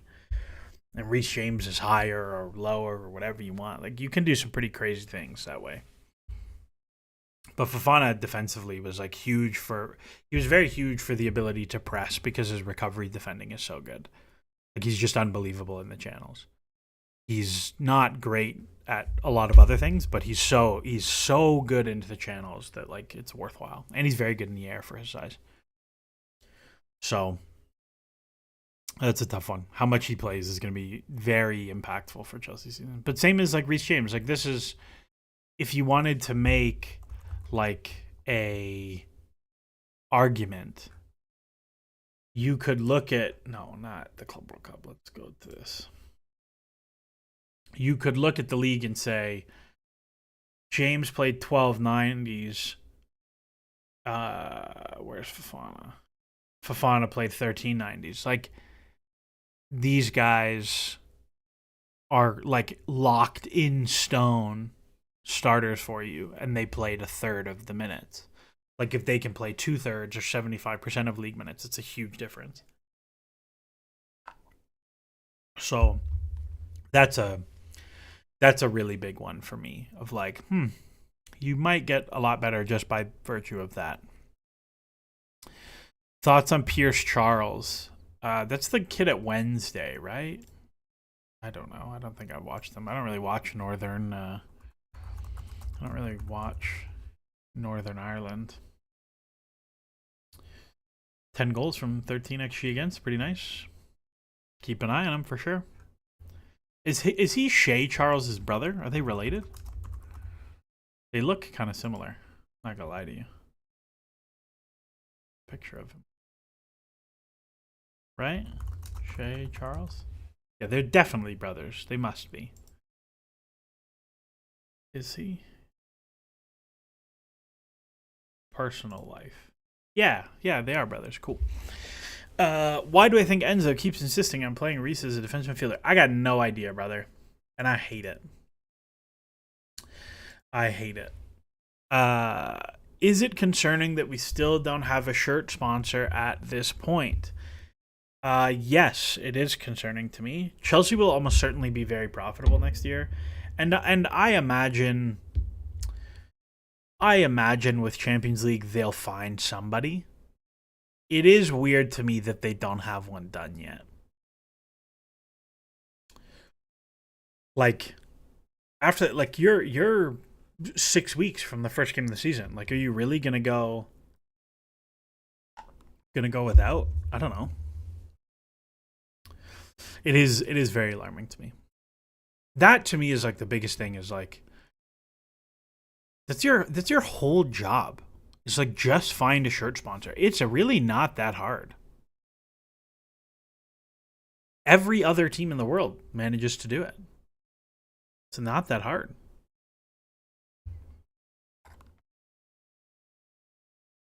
think the report was it was coming after the World Cup. Sure, but like you'd think we'd have heard more about it. You know what I mean? Like we'd have heard a little bit about we'd heard a little bit about it. Felix Johnson was saying he heard the club want more than what Liverpool is asking for, and that's keeping us from sealing it. I don't know, maybe. It doesn't mean anything to me. Like all these deals have like opt-outs and triggers and all sorts of weird attached clauses to them. Like getting hung up on the headline number is what it is. Sounds like Strasbourg have signed this guy, Soumaila Koulibaly. I don't know anything about him. He hasn't really played very much for Dortmund. So let's watch some video. He's left-footed. And left-footed center backs are always worth a premium. But I think, like, vaguely, this is the right gamble for Strasbourg. Like, this kind of gamble of he's probably a higher risk signing than some other guys.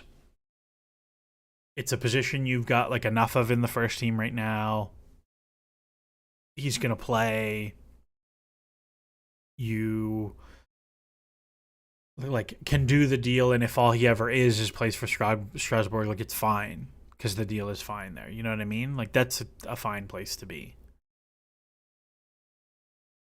People think very highly of Clearlake on the business side, and yet we make stupid decisions in the market, overpaying for players, and can't get our commercial stuff right. Why is this? So what I will say to you is people do not think very highly of Clearlake on the commercial side. That is absolutely not true. Let me think about how I'm going to say this to like not dox anybody. I was in Austin the week. Maybe not the week, maybe like a couple weeks after that deal was done, after Clearlake bought the club. Like it was that summer. And I was talking to a lawyer who works in private equity, I guess is how I would describe their role. And they had done a bunch of deals with Clearlake for other things. They didn't work for Clearlake, they didn't work with Clearlake, but they knew Berat Igbali and Jose Feliciano. Like they had worked with them. And what this person told me is that those guys are so fucking stupid, and they have made a ton of money in a market where everyone made a ton of money. And they had like a pretty clear business niche of like distressed companies who were just like being run poorly. And they had like a pretty clear business niche that they were good at, and that his sense was that they had sniffed their own farts basically about what they're good at as a business and expanded significantly, and their returns went down significantly in kind. And that like, okay, yeah, everybody in private equity made money in the years that they made money. Like, great, you're not special. So I don't think people think that highly of Clearlake on the business side. What I will say is like, even a moderately well-run hedge fund should be able to run a soccer club much better than they have run Chelsea. Significantly. Significantly better than this. I think they got a lot of the hires wrong in the first place. I think they made a lot of bad decisions. I think they were very naive about how the markets work. I think they were very naive about how the markets work, and how like you can see the first like 3 windows is like just getting rinsed by agents over and over and over again. I mean, even the first 5 windows is just getting rinsed by agents over and over and over again. So I think that you look at that and you're like, I don't know. Does a well-run hedge fund even attempt to buy Chelsea? Yeah, Chelsea were like an easy profit opportunity. Like Chelsea sold for £2.5 billion and they were worth 5. at the time they sold. Um, and again, this is why I still don't understand to this day why they did not come in and be like, we should do nothing. We should do as little as possible. And like, just keep everybody who's there and do nothing and wait 10 years and sell the club. And like, you'll be fine. And you'll make so much money. It was I still don't understand. How is a hedge fund supposed to know how to run a football club? Because football clubs aren't that hard to run. I mean, a hedge fund bought Toulouse and took them from the bottom of Ligue 2 into Liga, into Europe, won the French Cup. Like, it's really not that hard. You just have to you have to have some soccer people in place, and clearly had none. I do I do pretty regularly wonder I do pretty regularly wonder about, they really tried to get Michael Edwards. Like, I know this for a fact that they really, really, really, really tried to get Michael Edwards. Like, really tried to get Michael Edwards. And I wonder if, like, in the first 6 months, Michael Edwards was like, you know what? I'll do it. Give me the CEO job. I'll do it. Give me the CEO job. Give me unlimited money. Let me do whatever I want. I'd be very curious to see what life would look like in that world. But alas, here we are with the Nepo baby sporting directors who just sign all their former players and all their agents' best friends. And it is what it is. Yeah, and Bad Rabbit says, like, I think it's underestimated how much of a mess there was the 6 months before the sale. And Pana says, like, do you think there were legal reasons why they had to get rid of the existing higher-ups, and Marina and Bruce Bach? And Czech said he decided to leave too. I think that is probably true. Like, that there definitely were Roman adjacent things that you had to clear out. Like, you didn't have a choice. Lucas says, I wanted Edwards so bad, but he seemed to pivot almost exclusively to wanting to do multi-club model stuff. Good thing Chelsea wanted to do multi-club model stuff from the beginning. Like, sure, bring him in as the CEO. Great, no problem. I don't know. It's just a difficult it's a difficult thing. Thomas Wilkinson, I think the biggest thing is understanding how difficult doing a deal is when you're Brighton versus Chelsea.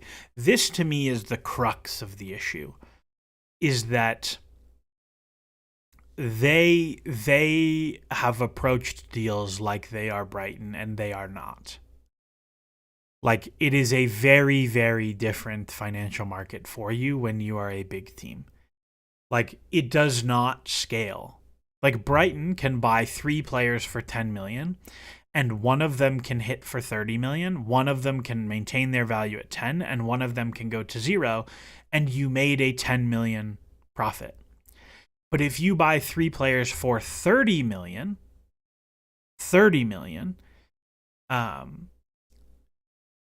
you are not going to have one of them turn into a 90 million player, one of them stay a 30 million player, and one of them go to 0, and you've made 30 million. Like, that's not how it works at 30 million.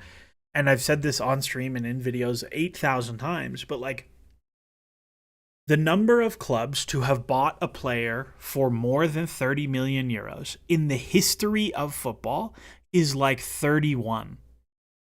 And you're one of them. So there's 30. So if you buy a player for 30 and want to sell them for 50, you can sell to like 12 teams. And 6 of those are your rivals that you'd rather not. And then of those 31, like 4 of them are Saudi and Chinese teams, and the Chinese teams can't do that anymore. So now it's just Saudi teams. Like,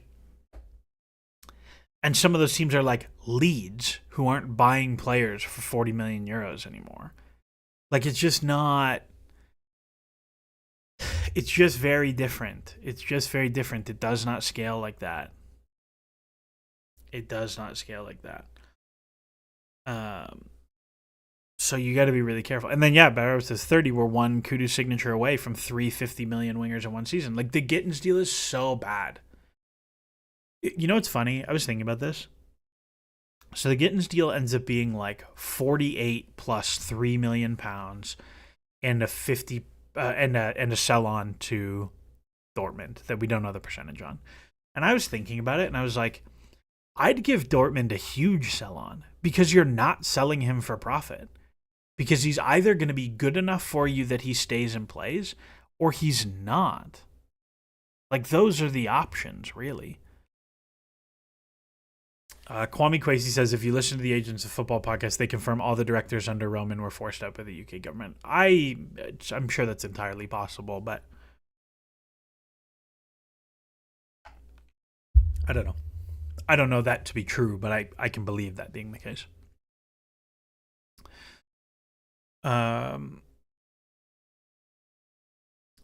Yeah, who are we selling Gittins to for profit? Again, at £50 million, who are you selling Gittins to for profit? I just don't see it. Like, for accounting profit, maybe. But there's like, the number of teams you're selling him to for profit is like 4. And if those teams want him, you probably also want him. So we'll see. That's a thing I just look at. I'm like, I don't know. Did Carlos Alcaraz win? He lost the first set. That's good. I don't like Carlos Alcaraz, for those of you who know. I don't know. I don't know. You also aren't getting taken for a ride by clubs if you're Brighton or Monaco the same way Chelsea have been quoted higher by clubs for players. 100%. Somebody in Belgium told me they were working for one of the Champions League clubs in Belgium. You can think about who that is. Working for one of the Belgian Champions League clubs. And we were talking about Penders. And I was like, you guys love Penders, right? And he was like, yeah, like everyone in Belgium is like, this kid's amazing. Like, he's so good. And I was like, doesn't the fee still feel like a little bit high? And he said, basically, the way the Belgian teams operate is if a Premier League team calls about a player, you have a number that you're like, we would let this player go for. But you just say a number that's way higher. Like, if you take 15 million for Penders, if you take 10 million for Penders, you just say, we want 30 million. Because a Premier League team is going to come back and be like, well, we'll give you 20. And you're like, okay, cool, done deal, sure. Oh, yeah, you drive a hard bargain, but sure. Like, it's just, there's enough dumb Premier League teams that they'll just give you way too much money. The same is true for MLS. Like, the MLS teams are way richer than the markets they're shopping in. So, like, if an MLS team comes to your door, you ask for way more money than you should because they'll probably just pay it. Brighton's model wouldn't work nearly as well without Chelsea specifically bailing them out. Like, yes and no. Like, Liverpool bid the exact same amount of money Chelsea did for Caicedo. Like, they could have done that deal. Cucurella, they probably couldn't have moved for that number. Joao Pedro, they could have moved to Newcastle for a very similar number. Sanchez, they could not have moved. I think that's all the Brighton guys. But, like, they would be fine without Chelsea financially. Yeah, Penders was the crazy 20 million summer. Every single prospect, 20 million. It's just hard. It's just hard to move those guys for profit. It's just hard. What else is going on? What else do we want to talk about? I'm like out of transfer juice. I've talked about Madueke too much. Let's see. I never want to click for you because, like, you know how Twitter is now. Like, if I go for you, there's gonna be like naked people, and I don't want to do that on stream and just see what's going on. Pano Footy City was close to Cucurella, not for 62, but they went to 55. Brighton's model doesn't hold water if they can only sell their good players. Well, I think Brighton do mostly only sell their good players. But the thing with Brighton is, like, Brighton just will live like 7 to 10. Like, Brighton will live 7 to 10 in the league, and that's fine. And there's always 6 teams above them they can sell to. But if Chelsea want to be 2, or one in the league. Like, there's just not that many teams you can sell up to, which means you're selling down, and the teams you're selling down to aren't paying £60 million. Actually, you know what I want to talk about before I answer those questions? I saw this thread from CFC Piss. I haven't felt any dopamine all summer. Please, Chelsea, sign someone exciting. Chelsea need to win the Club World Cup. That's what'll be exciting. Or it would give them more delusion. It'd be great for the fans, but there's no point in earning all that money. The whole point of this is to win. Like, I just want to say this. The whole point of this is to win football matches. The whole point is to win things. And if you are mad about transfers, like, the whole point is to win. I don't care about the transfers if we win. Like, this is the whole point is to win the games. Chelsea Youth says, talk about the BS Mitch Marner sign and trade. Okay, we're gonna do a 1 minute NHL thing.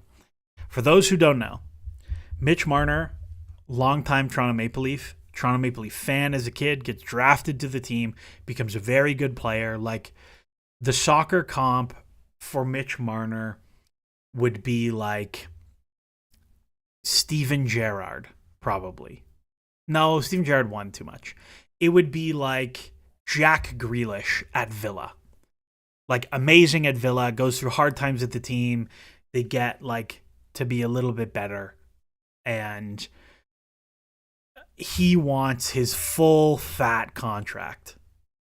Also, his, like, dad is kind of a dickhead.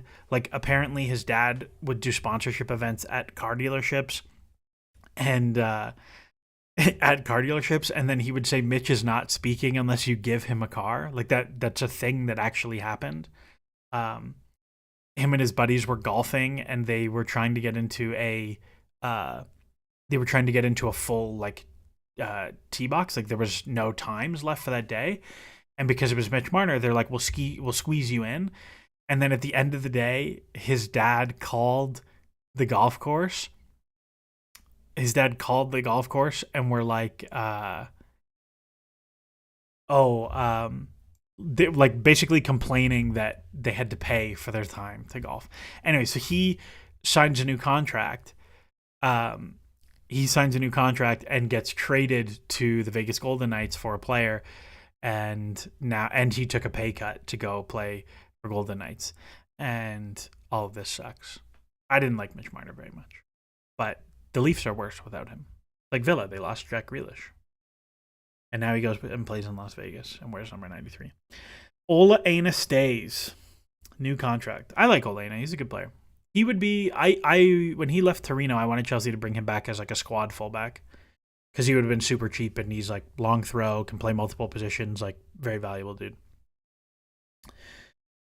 I like that I went into a rant about Mitch Marner, and everybody was just like, did not care at all. did not care at all. Borna Sosa to Palace. Yeah, that's a fun one. I like that one.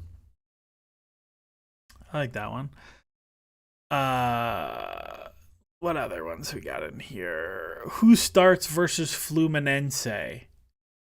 Sanchez in goal. Cucurella.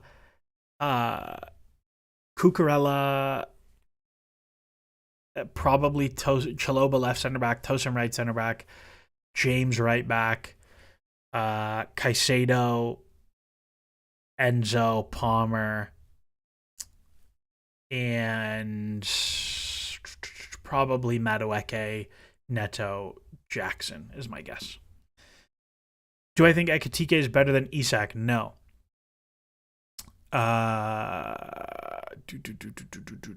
Opinions on Martin Zubamendi. He's pretty good. I think he'll look great for Arsenal. Also, is that deal even done yet? Because didn't it, like, the deal was done and then it wasn't done anymore? And then Fab was like, it is done.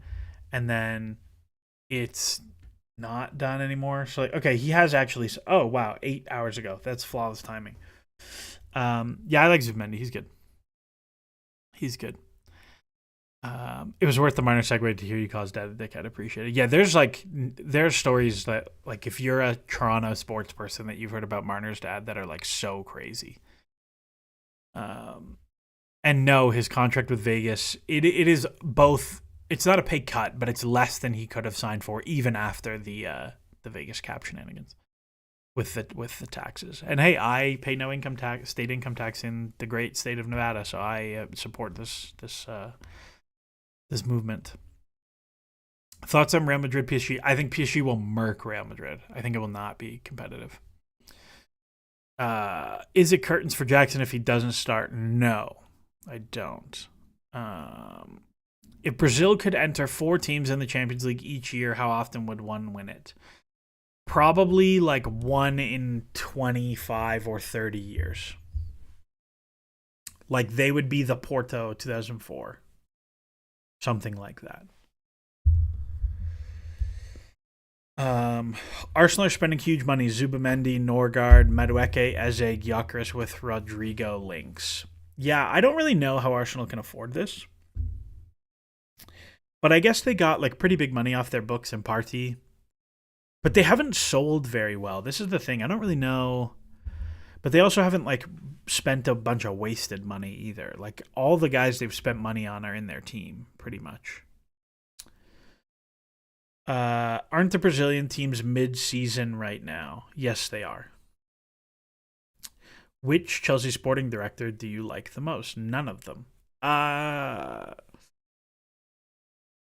probably like of Shields, Stewart, and Win Stanley. I probably like Shields the most. Probably. But I don't like any of them, I don't think. I assume Martinelli's Saudi links are stronger than reported. Maybe. Why can't Saudi come by our players that we don't want? Why can't Saudi come by Axel Disasi for 100 million? Why can't they come by Jackson for 100 million? Why can't they come by Pedro Neto for me? Please? Pittsburgh Penguins. I hate the Penguins so much. So much. Fun story. I went to a Florida Panthers game probably 10 years ago now. I went to a Florida Panthers game in Florida, obviously. And they were playing the Penguins, and there were like so many Canadians because it's Florida in the winter, so it's all Canadians. And and I went to a shootout, and for some reason they had this thing that was like you could tweet or like post hashtags of the game, and it would go on the board. And there was this like really fat lady in front of us wearing a Roberto Luongo jersey, and she was talking shit about me and my friends who were sitting behind her, and we saw it. And so we just started saying fake things to like get her to talk about it. So we pretended like we didn't know the rules of hockey, and how like we were like, why doesn't somebody like foul the guy on the way to on a penalty shot or something? And so she started tweeting about it and like kept tweeting about us, and we just got progressively more ridiculous. And there was a fun thing, and that was a Penguins game, and I just didn't like the Penguins, and that's my big take about that whole story. Luca says Gyökeres single-digit non-penalty Premier League goals if he goes to Arsenal. I would bet against that. I would bet that he scores like 14 or 15 goals. If Jackson and Noni get shipped, what would be your next attacker move? Get a 9 or a left winger and push up Pedro as 9. I would go get Ekitike and nothing else. Thomas Wilkinson, Sterling to West Ham after Kudus. Who says no? Probably West Ham to paying his wages. But if I wonder if you could work a deal there.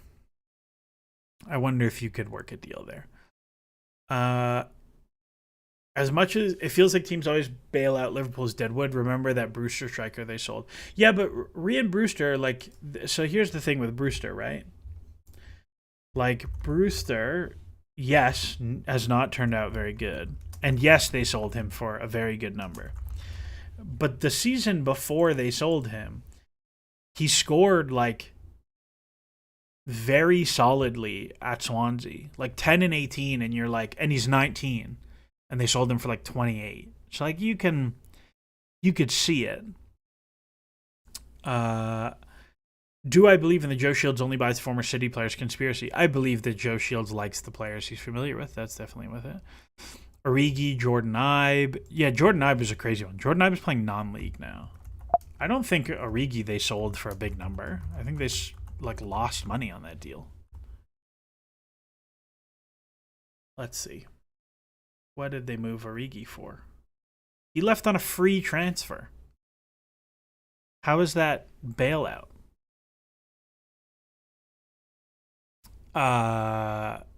Marcin Bulka going to Neom FC was a bit weird, but also not entirely surprising. I've heard some pretty crazy things about Marcin Bulka's representation. And I'm sure he's being paid exorbitantly to do that move. I thought it was kind of odd as well. I like Bulka. I think he's a very good goalkeeper. They got big money for Fabinho, but Fabinho is also like very good. And Fabinho was in the first set of like big Saudi moves. Like we got bailed out for Koulibaly. I have no idea how this guy's still only 31. So no, he moved at 29. Like that's not for what they paid. Like that's not crazy.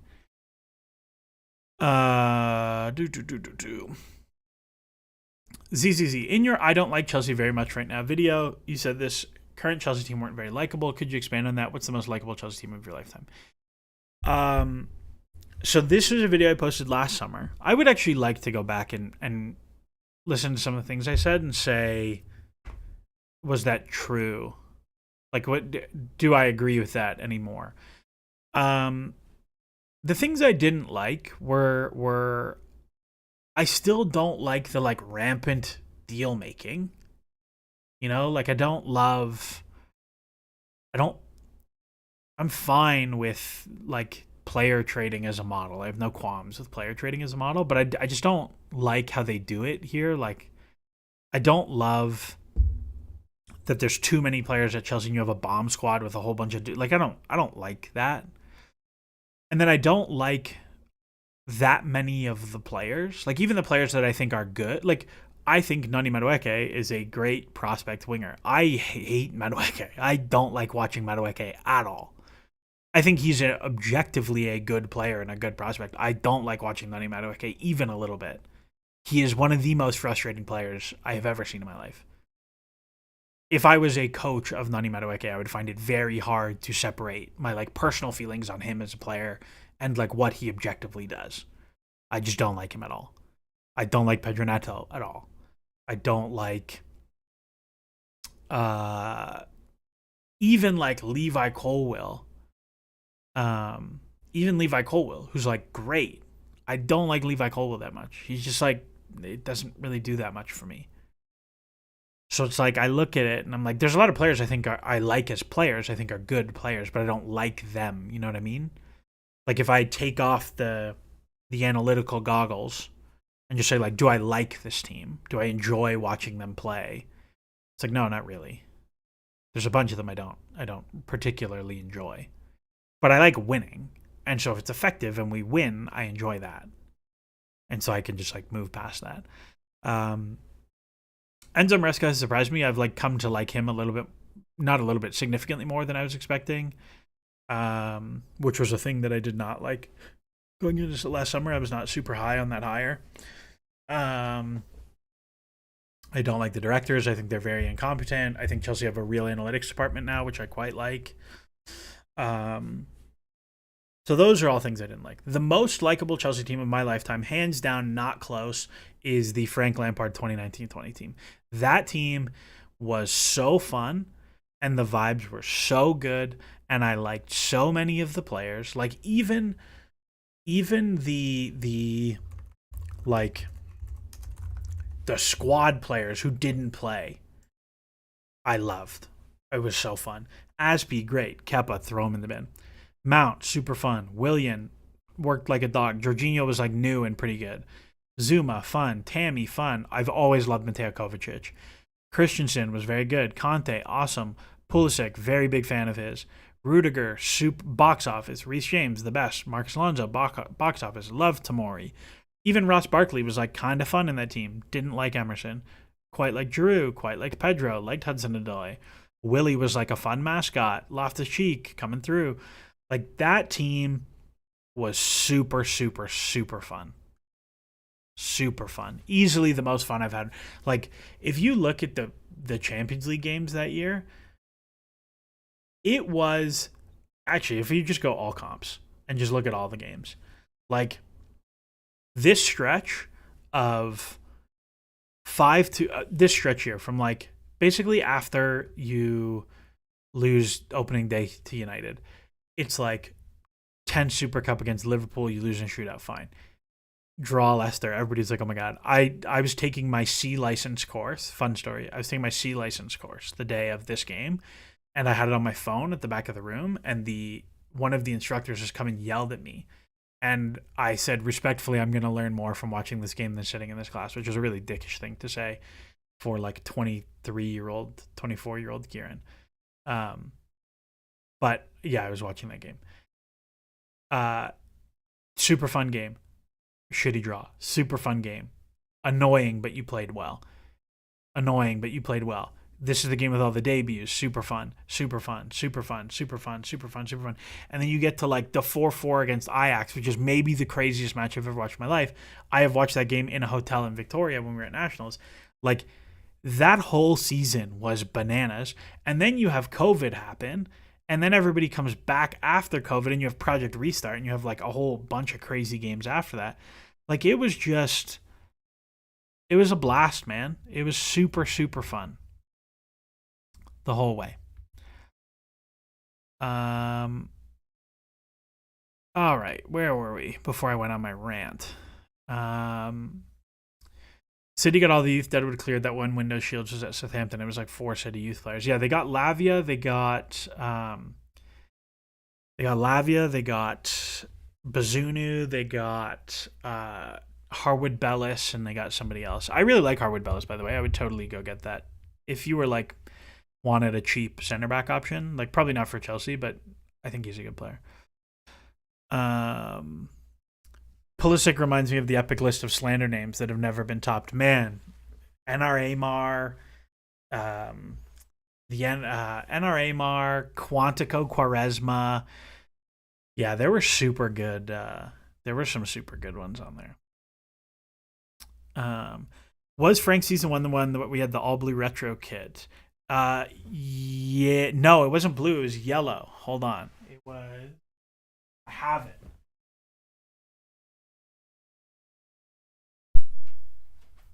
I don't know. I have it somewhere.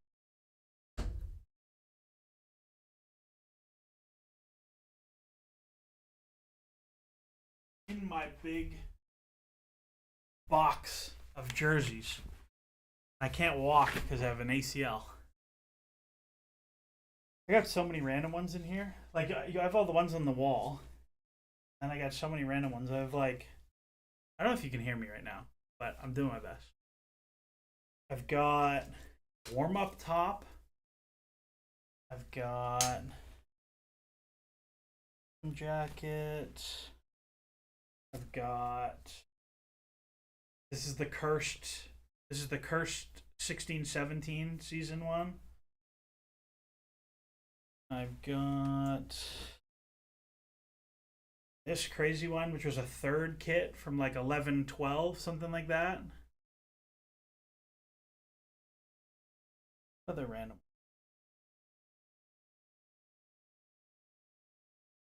I got a Liverpool kit signed by Ray Clements, who passed away, which is cool.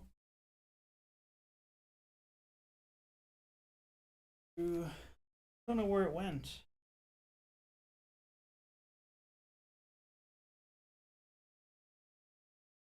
Here it is. This is what I was. This is the kit that you were talking about. They didn't make very many of them, but it was the 50-year anniversary or something of the Chelsea's first FA Cup win, and I got it with 9 on the back for Tammy Abraham. And they didn't print them with names. They just had numbers.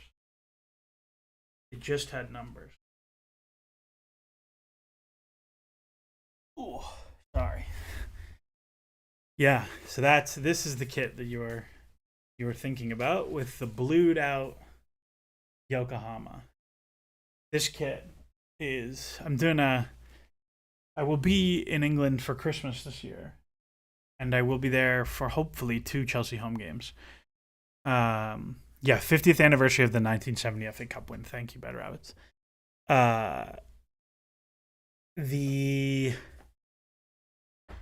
That pile that I just pulled all those kits out of is stuff that I will be taking to Classic Football Shirts and just dumping, because like they're just sitting in a closet. I'm never going to do anything with them, and I put the ones I like on the wall.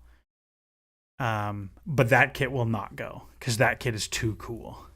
It will not go on the list. And there's some other ones. I got some like classic Germany kits and stuff in there. But yeah. January 6th, Gervinho, you should do a like, don't like for the current Chelsea team. The next thing I'm going to do a after Club World Cup, when we have a little bit less to talk about, like towards the end of July. I saw somebody do an optimist's opinion of every player in the Chelsea squad, but it wasn't Chelsea. They were doing it for the Raptors. It was an optimist versus a pessimist for every player. And I think that would be a fun thing to do, because I think you could get some interesting conversation around those. Something people forget about that 1920 season, Lamps relied heavily on the oldies to get them over the line. Yeah, for sure. It is a fire kit. Mavusar Raman says, who's the better coach, Lampard or Maresca? I think that season Lampard captured something in a bottle that just like has not particularly existed elsewhere. Like Chelsea were so good. Like plus 30 XGD is like the best Chelsea have been. Like that's as good as the best Tuchel seasons with like random kids. And it was like they were very, very, very, very good that season. Sneaky good. Like their metrics are basically indistinguishable from Liverpool's. Like this was the year that if you recall, Liverpool won 1 million games 1-0. They just won like every single game by 1 goal. Yeah, that was the season Chelsea had a transfer ban. They sold Hazard, so they just promoted a bunch of kids. They were only able to get Kovacic in because it was like an option on a loan, and he was already registered. It was like a super funky season. So I think Lampard captured something that season, and to be fair, it was gone. It was gone the next season. Like if you look at, I'd actually be curious to see this. If I look at Chelsea for 2021 Premier League 2020 rolling non-Premier League. So this would be the next season. If I recall correctly, the metrics were significantly worse the next season after they bought Ziyech and Havertz and Werner and all those guys. You know what? Actually, that's like not terrible. He was let go in this stretch here. If I recall, this is the Wolves game. Yeah, this is where Tuchel came in, if I recall. It's actually not as bad as I remember. Am I like, when did he get let go? This is not as bad. This is not as bad as I guess it's, if I just look at the league, it's probably worse. This is, oh yeah, the 2-0 loss to Leicester. That was a backbreaker. Smash by City, draw, lose to Arsenal, beat West Ham, lose Wolves, lose Everton. Yeah, that's a pretty bad stretch. It's like, it's our standards have dropped so far that I'm looking at this. I'm like, this is not that bad. He probably didn't deserve to be fired. But like Tuchel just ripped it off, so I'm never gonna complain.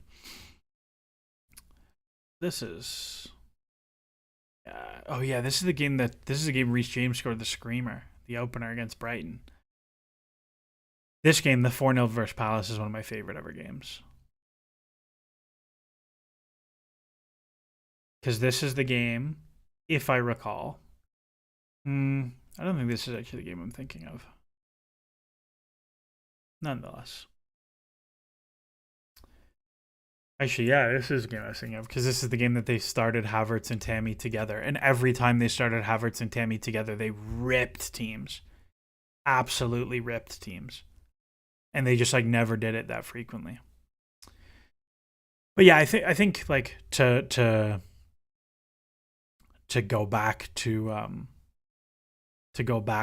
like Lampard versus Maresca, I think if you look at the rest of Lampard's tenure outside of Chelsea, he has not been that good.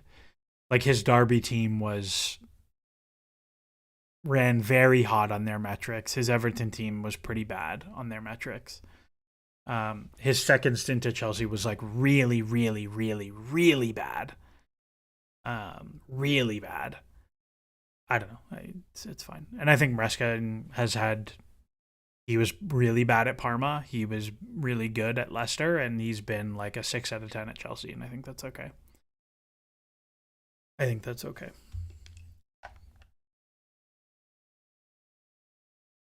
Who would I rather face in the final, PSG or Real Madrid?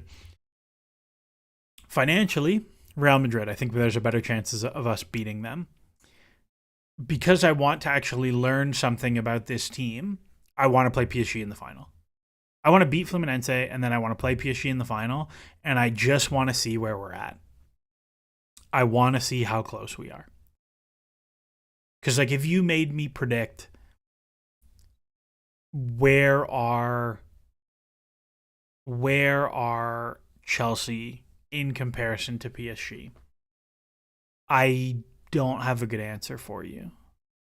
Like, I think that's a really hard question to answer, but I want to know the answer. I want to know how far they off. Like, I want to get to the final, and I want to play our best guys against their best guys with a big prize on the line that the players give a shit about, and I want to see what the difference is. Because I don't know. I don't know what the difference is. I don't know how big it is. Like, if you made me guess neutral site, I'd probably put the line at like a quarter goal difference. Like actually, Opta are doing Club World Cup, right? So I can see what the prediction markets have. So like Chelsea are 80% chance to make the final and 33% chance to win the thing. So if you go, what's the math on this? So if I say 33% chance to win the whole thing, but 80% chance to make the final, that means they are 0.33 divided by 0.8.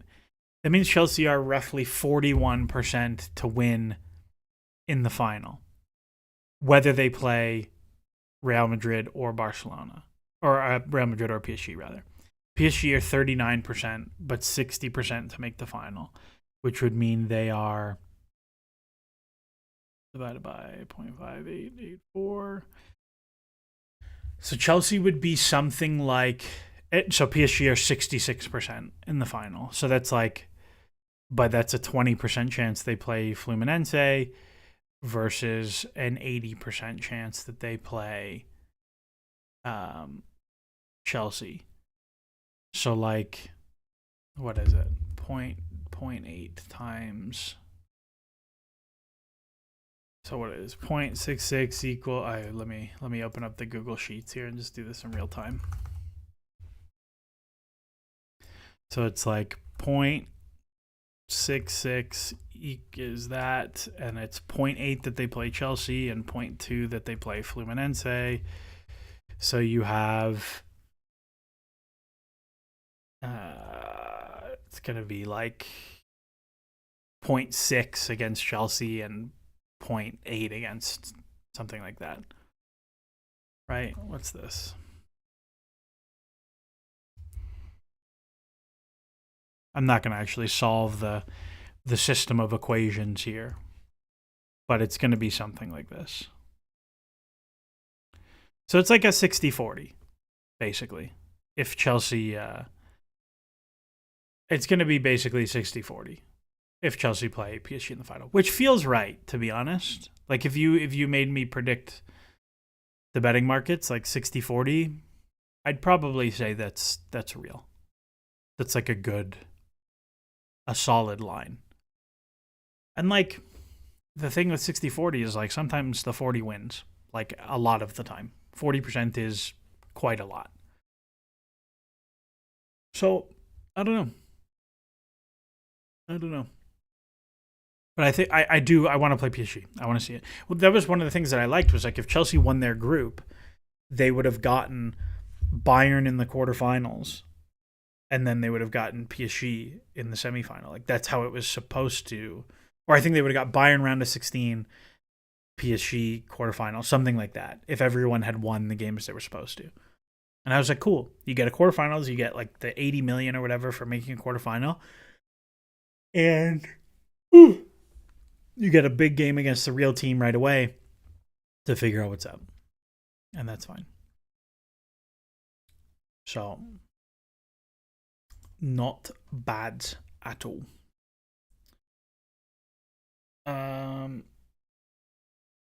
Yeah. Well, we'll see. If Chelsea wins versus PSG, how can they do it? What's the most doable strategy? I'm interested to see how Chelsea sets up against a team that wants to body them in possession. Well, the way Chelsea set up the back half of the season against teams who wanted the ball is they let them have the ball. I don't think you should play that way against PSG. I think like Chelsea should try to have the ball against PSG because I think if you do, I think you can play through them. I think PSG's press is somewhat overrated. I think their counter press is excellent, but I think their actual set press is not that good. That's what I would be most curious to. But also like if you want to be a legit good team, you cannot concede possession as soon as you play someone who also wants the ball. Like I don't think that's the right way to approach it. I don't think that's the right way to approach it.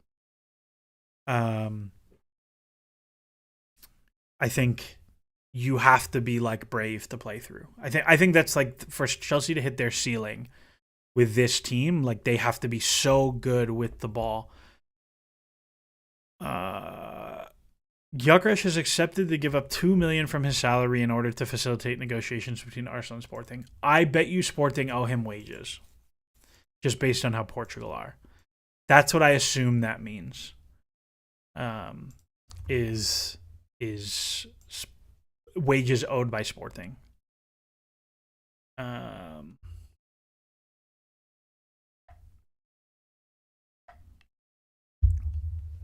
That's interesting. Okay. Yeah, we'll see. How do you figure they take care of players' fitness after the Club World Cup? What do you want them to do considering they have the World Cup next summer? It's 3 weeks before the first friendly. So, is it actually 3 weeks before the first friendly? Is that confirmed? Well, I don't know what the date is of the first friendly. But I don't, because I thought it was more than that. No, it's a month. Samuel Dozan talks with Bruges. That's fine. Yeah, this is what I thought it was. I thought it was just these two, the Leverkusen and Milan ones. They'll probably play some closed door ones, but I think these are the ones. So it's a month. ESPN Brazil reporting that PSG have contacted Rodrigo's camp. If that's true, you call about Barcola like this second. This second you call about Barcola. Why? Barcola is better than Rodrigo. Why do you want Rodrigo when you have him? 3 months after the final, or 3 weeks after the final. I see. Yeah, it's a big question because so the players have to get 3 weeks off. right? Like that's the rules. They have to get 21 consecutive days from whenever their season ends to when they report for preseason by PFA rules. So if Chelsea make the final, which is the 13th of July, 21 days if we go to a calendar. I'm not pulling up my personal calendar. So the 13th of July is Sunday.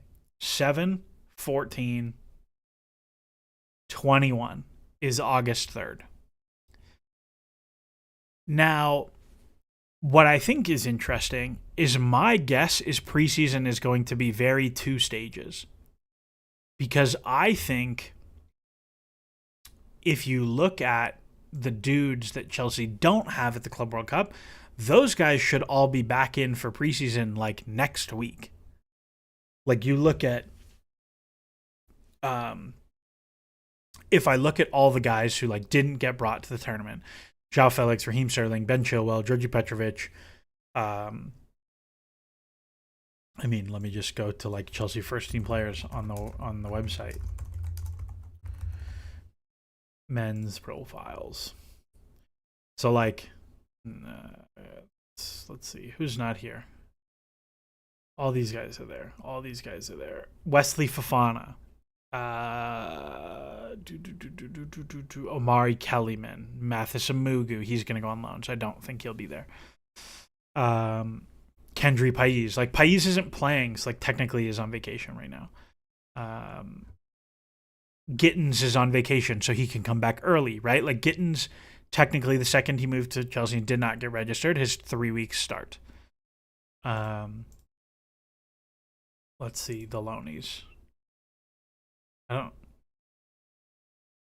Okay, I guess a bunch of these guys don't play for Chelsea anymore, so that's weird. I don't really know how to handle that, but what? I don't. Let's see if I can get a big list of all the names on Transfermarkt, or else I'm gonna have to go back to the tier list thing that has everybody.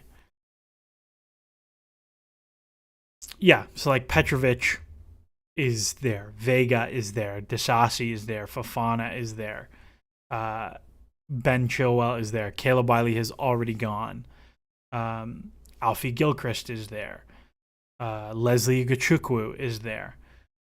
Carney Chukwuemeka will get 3 weeks because Dortmund are out, but he'll be back a little bit early. Amugu is there. Gittins will be there. Sterling will be there. Joao Felix will be there. Broja will be there. Datra Fofana will be there. Like, there's just a lot of dudes. And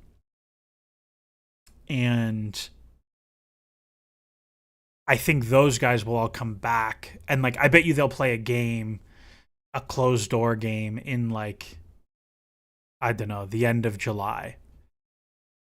Do you think Maresca takes the bomb squad? Maresca should take the bomb squad. So like what I would do is like the players get their 21 days, they get their 21 days and it is what it is, and you just like do the best you can with those guys. But if I was Maresca and his staff, I would take a week, because I think like you should take the week as human beings, you should take the week. Like it's really hard. Like you hear stories of like support staff for Premier League clubs who work like 90 consecutive days. Like I heard a story of, I can't remember who it was. It was like Brentford or like Everton or something like that. Guys, support staff, so like video analysts and physios and like people in the gym and doing like fitness on the pitch, like not even like the main coaches, like support staff who worked from like October. No, it was after the last fall international break and before the first spring international break. So like whatever those, let's see, whatever the international breaks. Let's see what the calendars are. So from November 18th, which is the last fall international window for the men, to if it loads. So in for 2024 would have been November 19th until March 17th. They worked every single day, including Christmas because their team played on Boxing Day, and including New Year's Day because their team played that day. So they worked every single day from November 19th to March 17th. How many days November, oh my God, 19th to March 17th? 118 days consecutively. Can you imagine working 118 days consecutively? I worked 21 straight days at my job last year, and I wanted to die. And I have an easy job. So that would suck. So my suggestion would be like Maresca should close the training ground for 10 days and say like everybody gets 21, or the players all get 21, but as a staff we're taking 7-8 days. Everybody is off. Everybody's off. You're not working. Do whatever you want. Stay at home, go to a beach, I don't care. Everybody's getting 7 days off. Because otherwise you're going to come in and like everybody's burnt out, and that sucks. And then someone says, does Maresca take bomb squad training? Then I think Maresca should take the bomb squad. I think Maresca should take the best young players who aren't getting a loan. The best young players who aren't getting a loan. And the bomb squad guys. So like if we go back. So you take a squad. Where did I gotta go back to wherever I was before. So you take a squad of like Petrovic and one of the academy goalkeepers. You take Vega and Disasi, and you take, I don't know if Saar counts. You take Chilwell, you take Ishe, you take Gilchrist, you take Ugochukwu. You take all these guys who are like not yet going, and you take the best academy kids, and like maybe it's only 15, 16 guys, 17 guys, and you play some internal games, and you work with them, and you see, and like, are any of these guys good enough to stick around next week? Like that's how I would approach it. Are any of them showing me something to like earn their place back? The other thing that I would like seriously consider, and like you would never do this, but a thing I would like think about is like Chelsea brought way too many dudes. Like, and you would never do it because it's the final, but like send Tyreek George home now. Send Marquee home now. Send Saar home now. Send Ansel Mina home now. Send Penders home now. Send Slanina home now. Like so you really run like 18 guys for the final, so everybody else can go home 5 days in advance and they can come back a week earlier. Like that I think would be an interesting thing to see.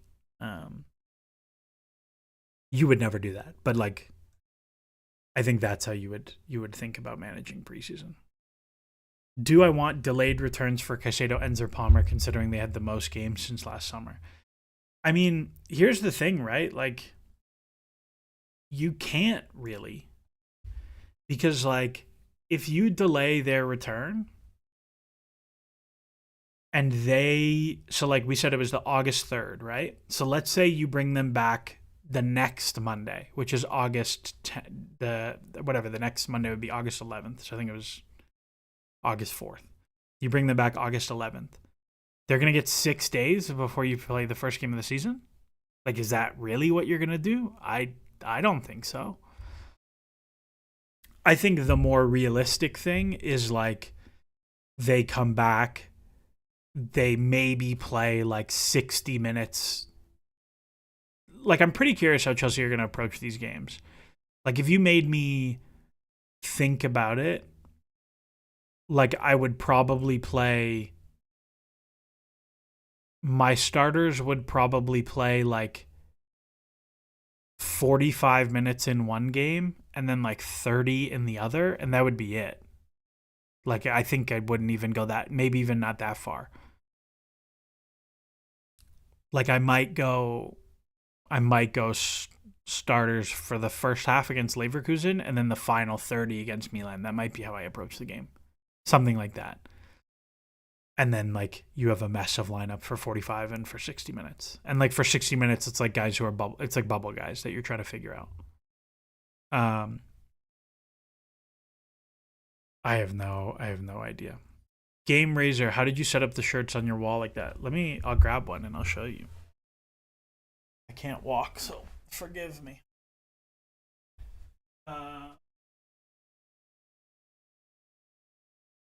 So it's like a canvas on the back, so from like an art store, a little canvas, and they're just like pinned in place and folded on the back. And then there's just a nail.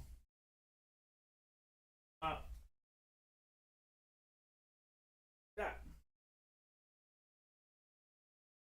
And you just have to line them up. That's how you do it. It was like it took me a day. I did it before I hurt my knee. It was a really fun art project. But you can do it for sure. It's a very easy.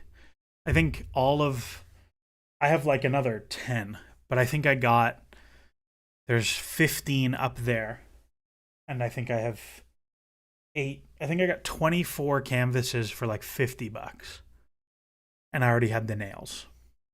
So like, you could do it. Yeah, it's just the kits, and some of them like the Palmer one, and Caicedo, which you can't see, which is up here. I do like this. So Palmer and Caicedo, those are like super cheap knockoff Chinese kits that I refuse to pay full price for, like $20 each or something. Yeah, so that was fun. Doesn't the Club World Cup make preseason easier tactically? Only Gittins and Estevao need to be integrated. I actually think the opposite way. I think they very clearly looked at this as like an extension of last season, where they have not added very many new ideas because you don't have any time on the training pitch to do it. Like I think I totally understand why the like directors and the reporting has been, we're looking this as a 2-season because there's not really any time in between to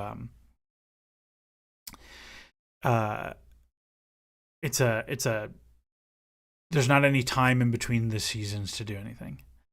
I was gonna say that's a $1,500 piece of art at full price. I think like the Giovinco kit. Yeah, if they're all £100, yeah. I think the USA kit, the one I showed, is from a company called Olive and York, who do they do like art kits instead. I think that's what it's called. And so they do like really funky, unique kits.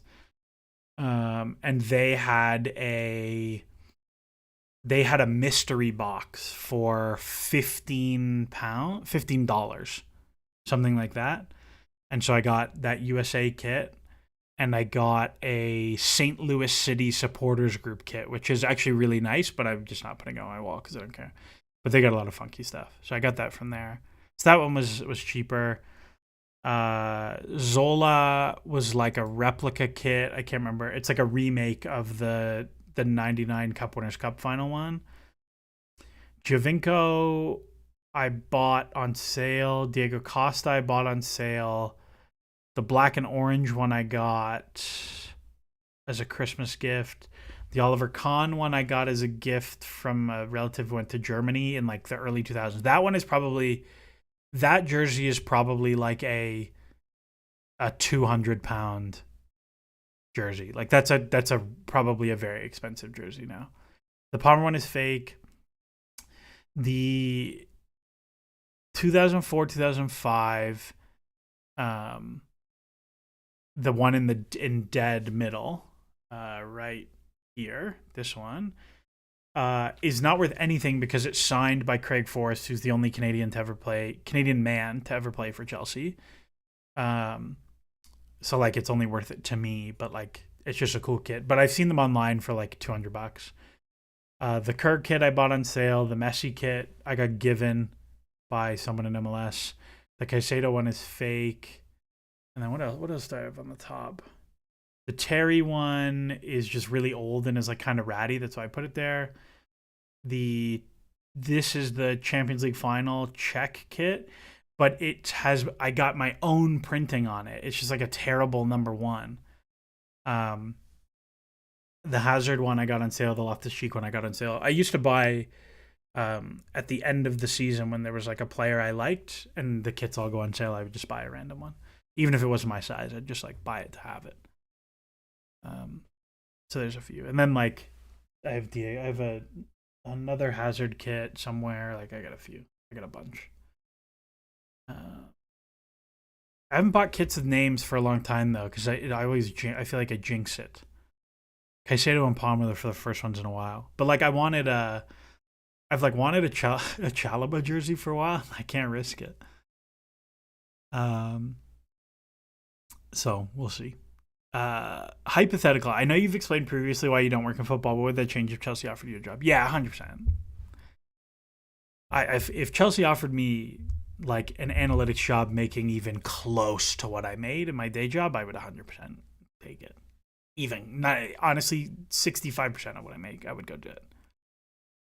I did when I was interviewing after grad school, or at the end of grad school, and I was trying to find a job. I interviewed with Williams, who are based in Oxford.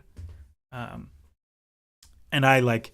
it was significantly less money than I ended up taking. But I thought about it because I was like, oh man, like, yeah, it would be less money, but I'd be like, I could take a train to London and see Chelsea play every week. And I really thought about it. It was very close. And I have an Irish passport, so I can work in the UK, no problem.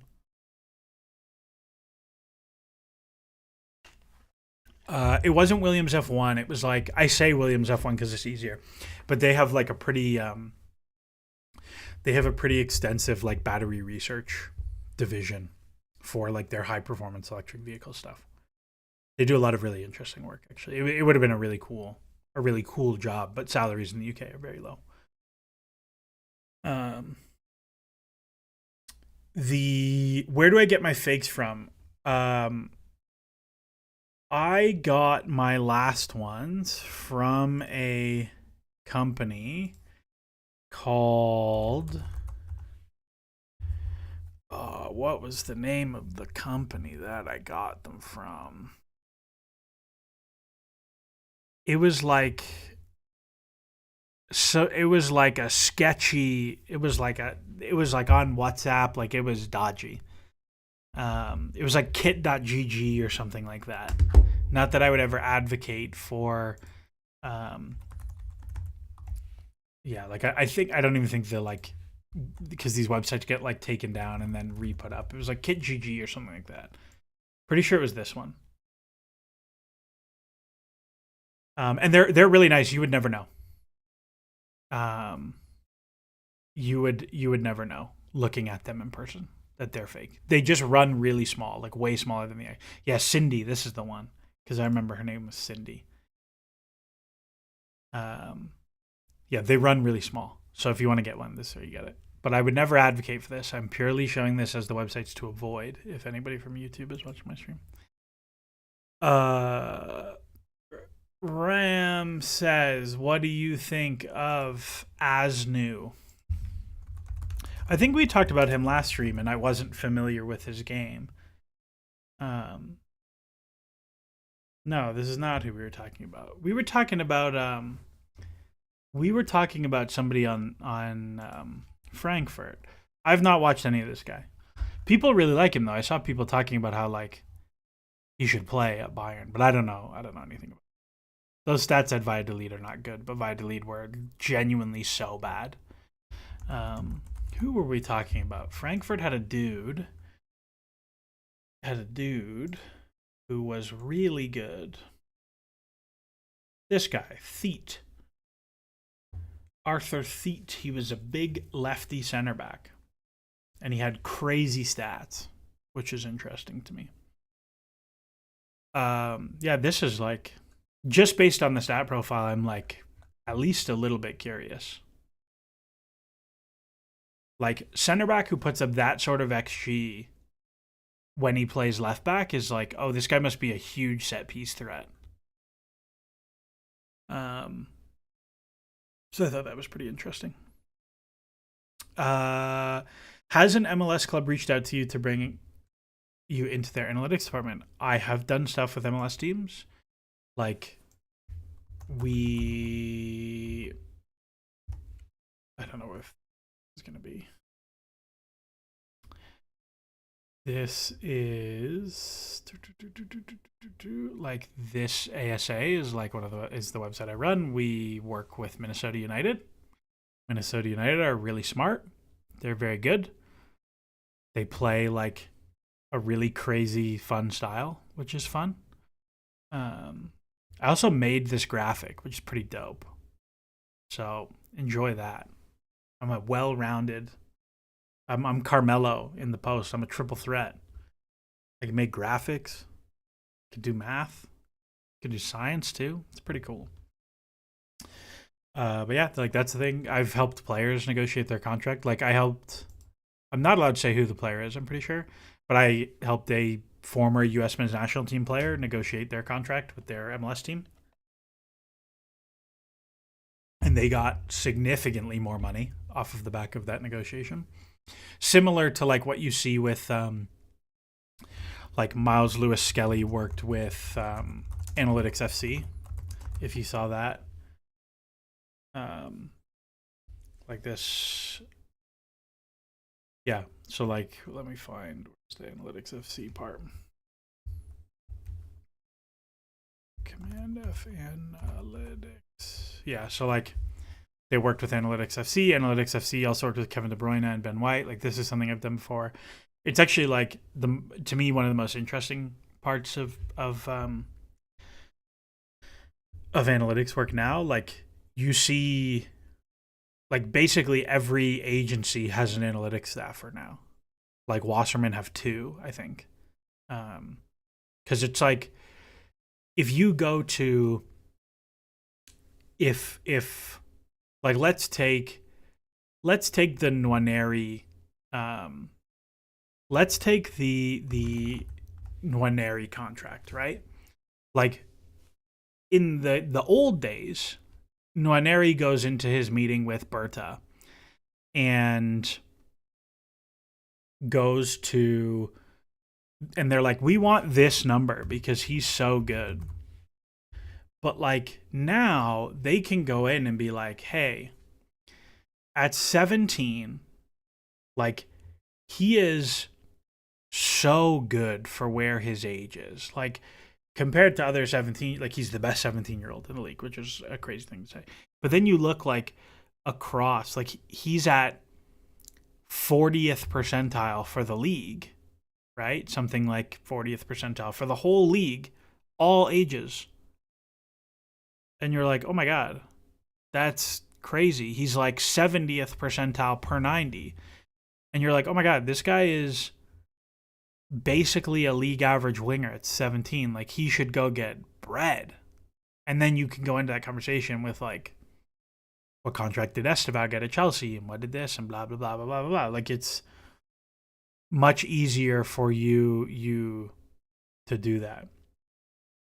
Is the dot at 32 Messi? No, that's almost certainly Mo Salah. Because this is Premier League only. So this is probably Mo Salah. I don't know who this is. I don't know who the 39-year-old winger is. But that's Salah. This, I think, is Cole Palmer. And that is Salah.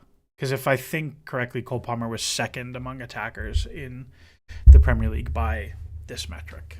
Pretty sure. Or maybe this is Cole Palmer. And that's somebody else. I don't know. No, I think that's 22. Probably Cole Palmer.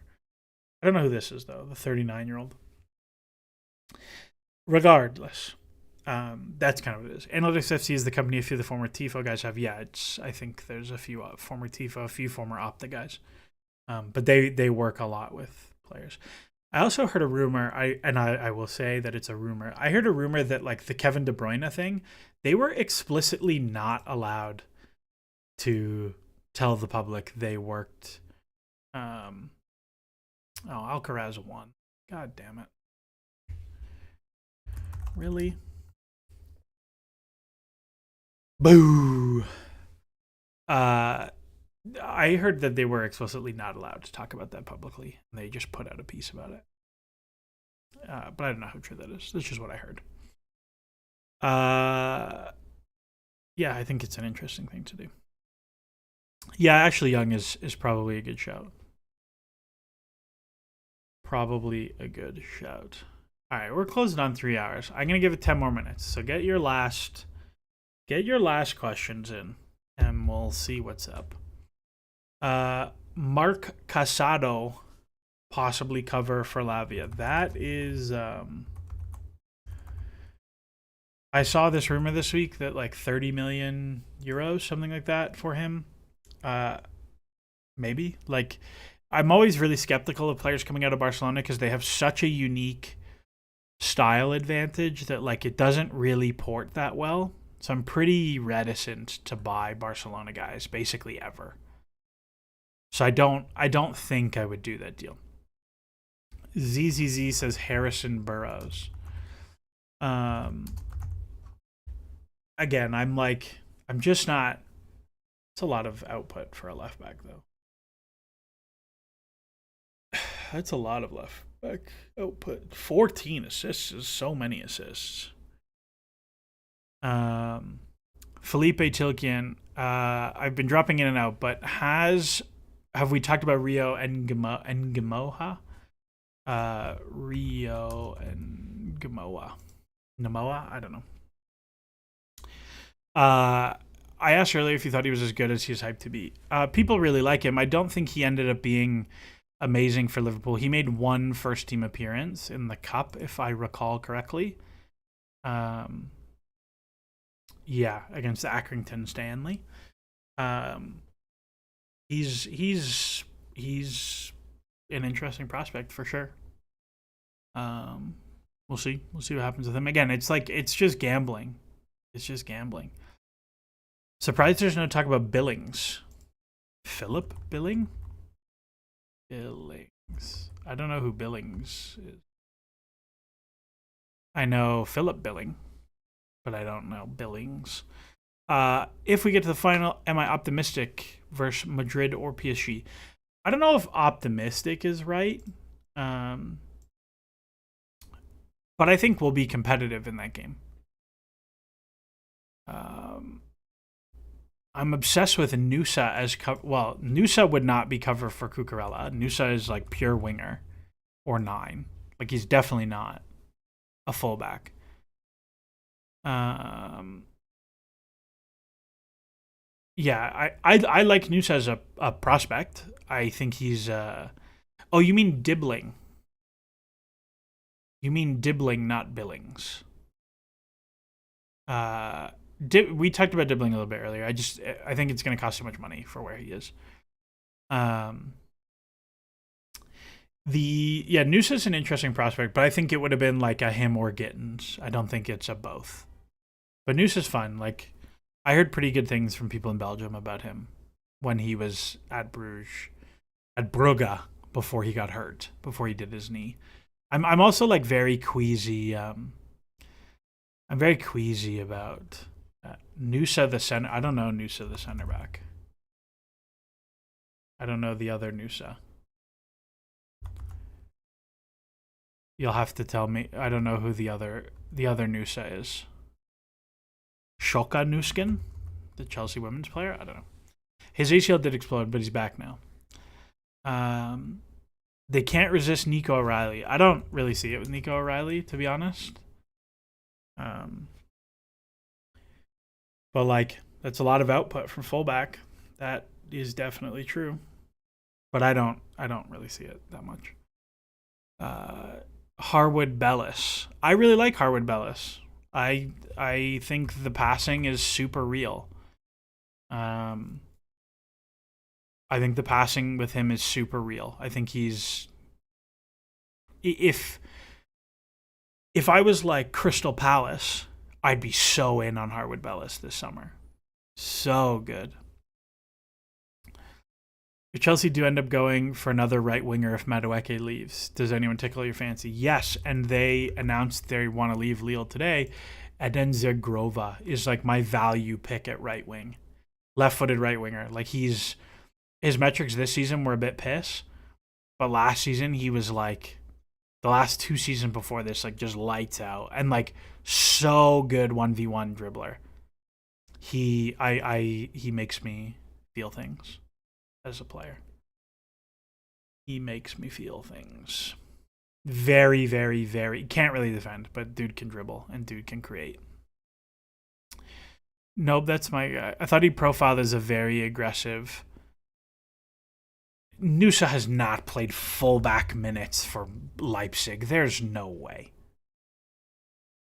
If he has played some wingback minutes. That's crazy. That is like insane to me that he has played fullback minutes for them. I would never in a million years have expected that. That's fun. People have brought up Ben Seguir a few times and he just like doesn't move me.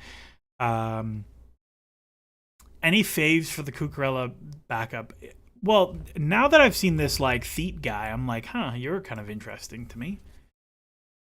He makes a lot of money though, eh? That's Arthur Theet transfer market. See how much he moved for. 19 million, 13 million. It's not crazy. Like a really solid. This guy's just like pretty solid, man. Even versus fullbacks, the passing numbers are legit. Like this guy's interesting. And his most similar being Marcus Alonso is really funny. Yeah, you could do worse. I'm intrigued. Yeah, I don't know. Like, but I think if I was going to get someone, it would not be left back, left winger, or left back like invert. It would be left back, left center back. Like that would be the role I would do. So like I might look at, like you might look for guys who profile similarly. Like Valdemar Anton is like the right-footed version of that player. Hincapie is another player who pops up in like a similar role a lot. I think he would cost you too much money, but like similar role. Kolasinac isn't good enough at it and is too old, but like similar role. That's kind of the player that I'd be looking at is like left back, left center back role. And like there comes a point where like maybe you just keep Vega. And like, can you get enough minutes of Vega at left back into left center back to be fine? Diegzi comeback arc. Like I just don't like Diegzi. I think he's not gonna do the left back into midfield thing for you that well.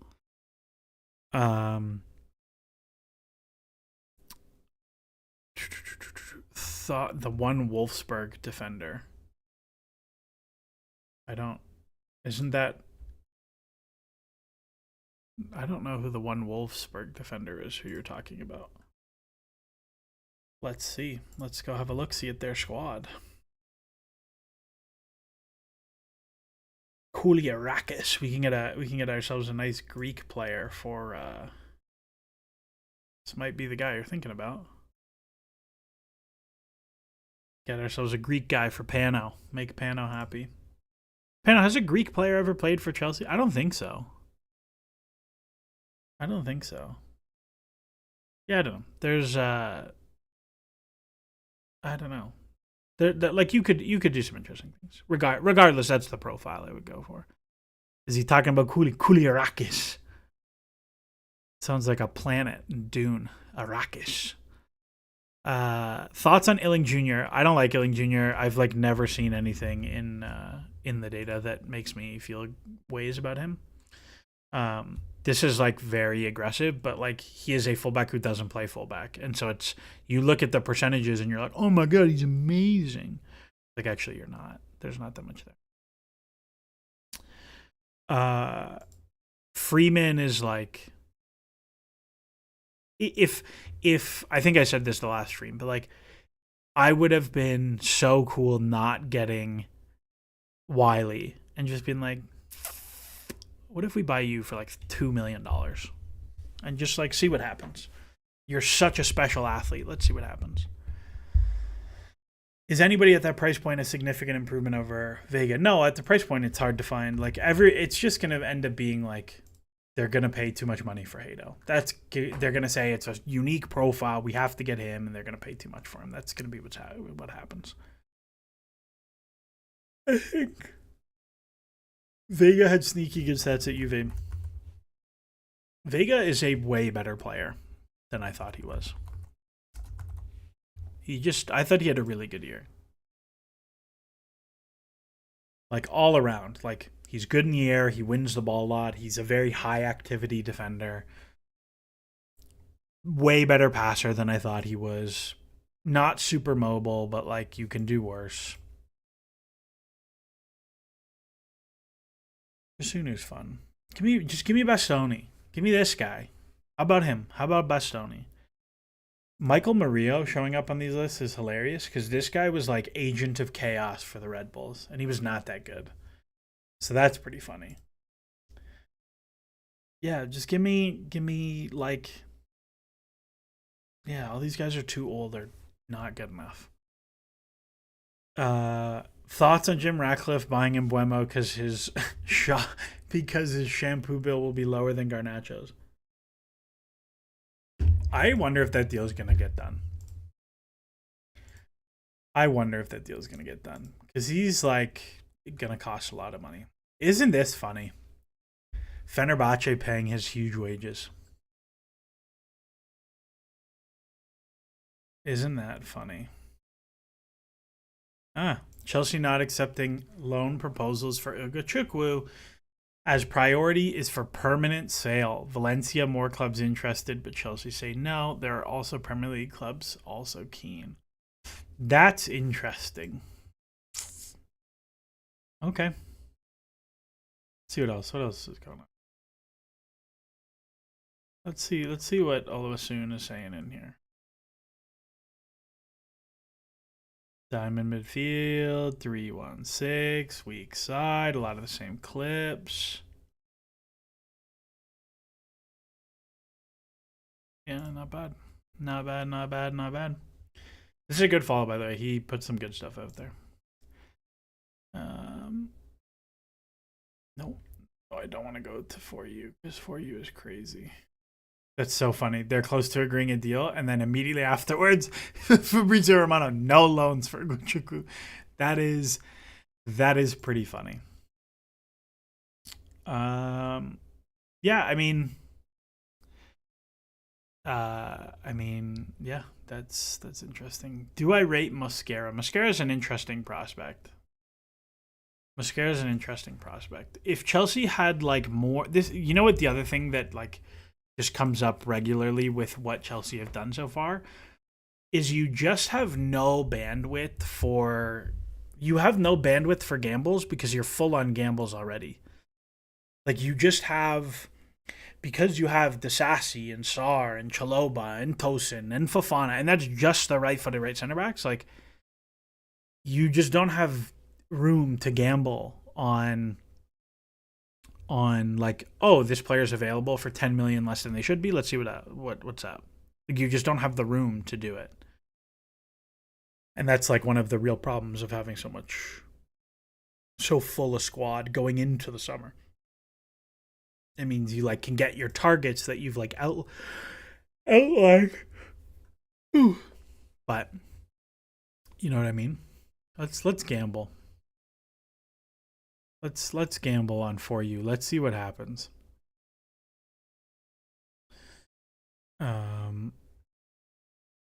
Let's see. This is funny. Ted Knutson bets like posts his bets in his like there's a paid version of the newsletter that has all the bets. It's very funny. I've been very profitable on MLS historically, but it's a hard league. Like, you have to know what's up. Like, it is a very domain knowledge heavy league, which is pretty fun.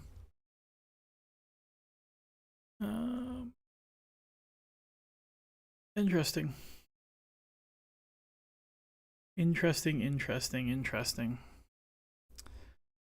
What do I think about Igor Jesus, who joined Forest today? Is it this guy? I don't know. Igor Jesus Forest. It is the Botafogo guy. So is it this guy? It is this guy. It's not a lot of signal there. But for 10 million, like, sure. Who cares? Super cheap gamble, right? Like, why not? At 10 million, who cares? Like, it doesn't mean anything. But that's a lot of shots, which is okay. Like, you'd take a look. Why not? Not for Chelsea, but for Forest, why not? Gamble. Same with, like, you know who I look at a lot? Sam Surridge. This guy is, like, ripping MLS. Like, he's been so good in MLS. And I'm like, you think somebody could, like, gamble on him? There's another guy, Taniel Lusay, another MLS guy I like a lot. Actually, this guy, I spelled that wrong. This guy just got bought by Derby for like $10 million, so like 7 million pounds, 8 million pounds. I like Agumang. I would not pay that much money for him. This was an interesting one. Last one. Does Kendry Pais have a future at Chelsea? I would be surprised if Kendry Pais was ever a starter at Chelsea. I do think Kendry Pais will play like a season or two at Strasbourg and be sold. And that's fine. That's okay. They paid 10 million euros for him. They will get a reasonable profit. Anyways, it's 1 o'clock. We've been streaming for 3 hours and 10 minutes. I'm going to go do something else. Thank you all for hopping on. I had a lot of fun. Check out the podcast if you want to see the podcast. You can go to my channel. It's Keir Doyle. It's the same as always. It's the same as everything else. The podcast is there. You can even go to podcasts and it goes in. It goes in here. You can see I forgot to add the new video in there. Actually, I forgot to add a few of the videos in there. But you can go watch it. It's on YouTube. It's also on Spotify. It's on all the podcast platforms. It's all there. The pastries are calling. It's pastry time. No, they sell out by like 3 o'clock. So there are no pastries in my future. Plus, I'm only like a 1 pastry a week. I gotta be careful. I'm trying to slim down. I gotta be careful. But if you want to support, like somebody asked earlier, like about donating, like I'm not gonna donate. I can't make money from not my job because I'm on a work visa. So like, don't worry about that. If you really want to do stuff, retweet things, share things, like things, interact with things, it all like boosts it up. I'm like almost at 2,000 subscribers, which is like a pretty cool thing. Like I would like to get there. That's a thing that I think would be pretty dope. And like it's cool now that like even on like slow weekend days where Chelsea aren't playing, we're like 80, 100, 120 viewers all the time now on the streams, which is pretty dope. Every video gets like north of 1,000 views now, which is pretty sick. Like just support that way. Rahul asked any other creators you like. That Oluwaseun guy that I just saw on Twitter is good. Seb stuff is good. Nini FC does like some interesting things. I don't like all of his stuff, but there's some stuff there. Yeah, like there's a lot of interest. CFC Central, Sam.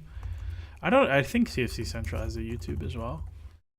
I think Sam has a Yeah, he does have a YouTube. Sam's at 1.4K. Let's get Sam. Let's pop Sam up. What do we got? Let's get some more views for Sam on here. Felipe Tilkian, share Seb's media. Seb is, I think, only on Twitter, but he is Seb C. This guy. This is Seb, who I have muted. Seb Chapuis is his name. He used to coach. He used to coach Stade Lavallois U19s in the National League. He coaches in England now. He's like very, very sharp guy. Connor Holden is another one that somebody just said in the chat, but he's like pretty good. Yeah, Seb has a Substack that he calls a Seb Stack, which I think is pretty funny. But his written content is quite good. Yeah, like this is a Substack that I would highly recommend. Pano, you have to be careful with Seb because it's 40% grade analysis and second and 60% shit posting. That is very much true. You got to be really careful. But he's like, he posts a lot and there's a lot of really good stuff there. Like his like player ID stuff is really good. I would stay away from things like this. But like his stuff on guys like Ekatike, and he's pretty good with striker stuff. He gets into like, I coached against this player and I coached with this player and whatever. I don't really give a shit about that stuff, but the stuff actually of the players is like pretty good. Like if you put him aside and ignore him, the actual player stuff is really good. So that is Seb's stuff, and that I think you should go check out. Connor Holden is another one that I like. I don't agree with everything, but it's usually pretty detailed. I think that's like the main guys. John McKenzie, who's not Chelsea exclusive, but like does really good stuff. I think John McKenzie's going to come on the podcast at some point in the summer. Him and I were chatting about it. I think Chelsea Youth is going to come on at some point. I think Dimitri's going to come on at some point. Just making all the time zones work is hard, but those are going to happen when we have like less things to talk about. Seb does still coach. I'm not going to dox and say where he coaches, but he coaches somewhere. STH Burner blocked me years ago, and I have no idea why. I don't have a reason. No idea why. So I have no idea what they're posting. I like never really interacted with that account, so I don't know why. They just like pop up on my timeline. Ashwin Raman, another good one. What a mess. What a mess of moves. Fuzzbrain, do I still coach? No, I can't. I'm not allowed to do anything on my visa, and this is going to sound arrogant, but I'm too good to coach for free. So, no. Not here. But we'll see if I ever get a green card, then we can talk about it. Okay. Anyways, we're gonna wrap it up there. Sure, Sumaila Koulibaly, whatever. We'll wrap it up there. Thank you for jumping on. Semifinal on Tuesday. I'll probably do a pod after that, but no stream, and then the final next Sunday evening. And I'll definitely do a pod after that, but no, if Chelsea make it, but no stream because it'll be a Sunday. I might stream before the final in the morning, something like that. I'm still like looking. I'm like, could I get a cheap flight to New York and go see the final? But it's hard to make the timing work. And I don't really want to fly with my knee. I worry that it would swell a lot. So, anyways, that's all from me, my friends. We will we'll maybe stream next weekend. We'll see from there. USA, Mexico in the Gold Cup. Who you got? Mexico. I want the US to lose. I think it'd be funny because I think Poch might get fired if he doesn't win the Gold Cup. I think it'd be really funny. Alrighty, we'll leave it all there. Thank you, folks. And we'll just like let it wind down. Alrighty, take care. Enjoy the soccer.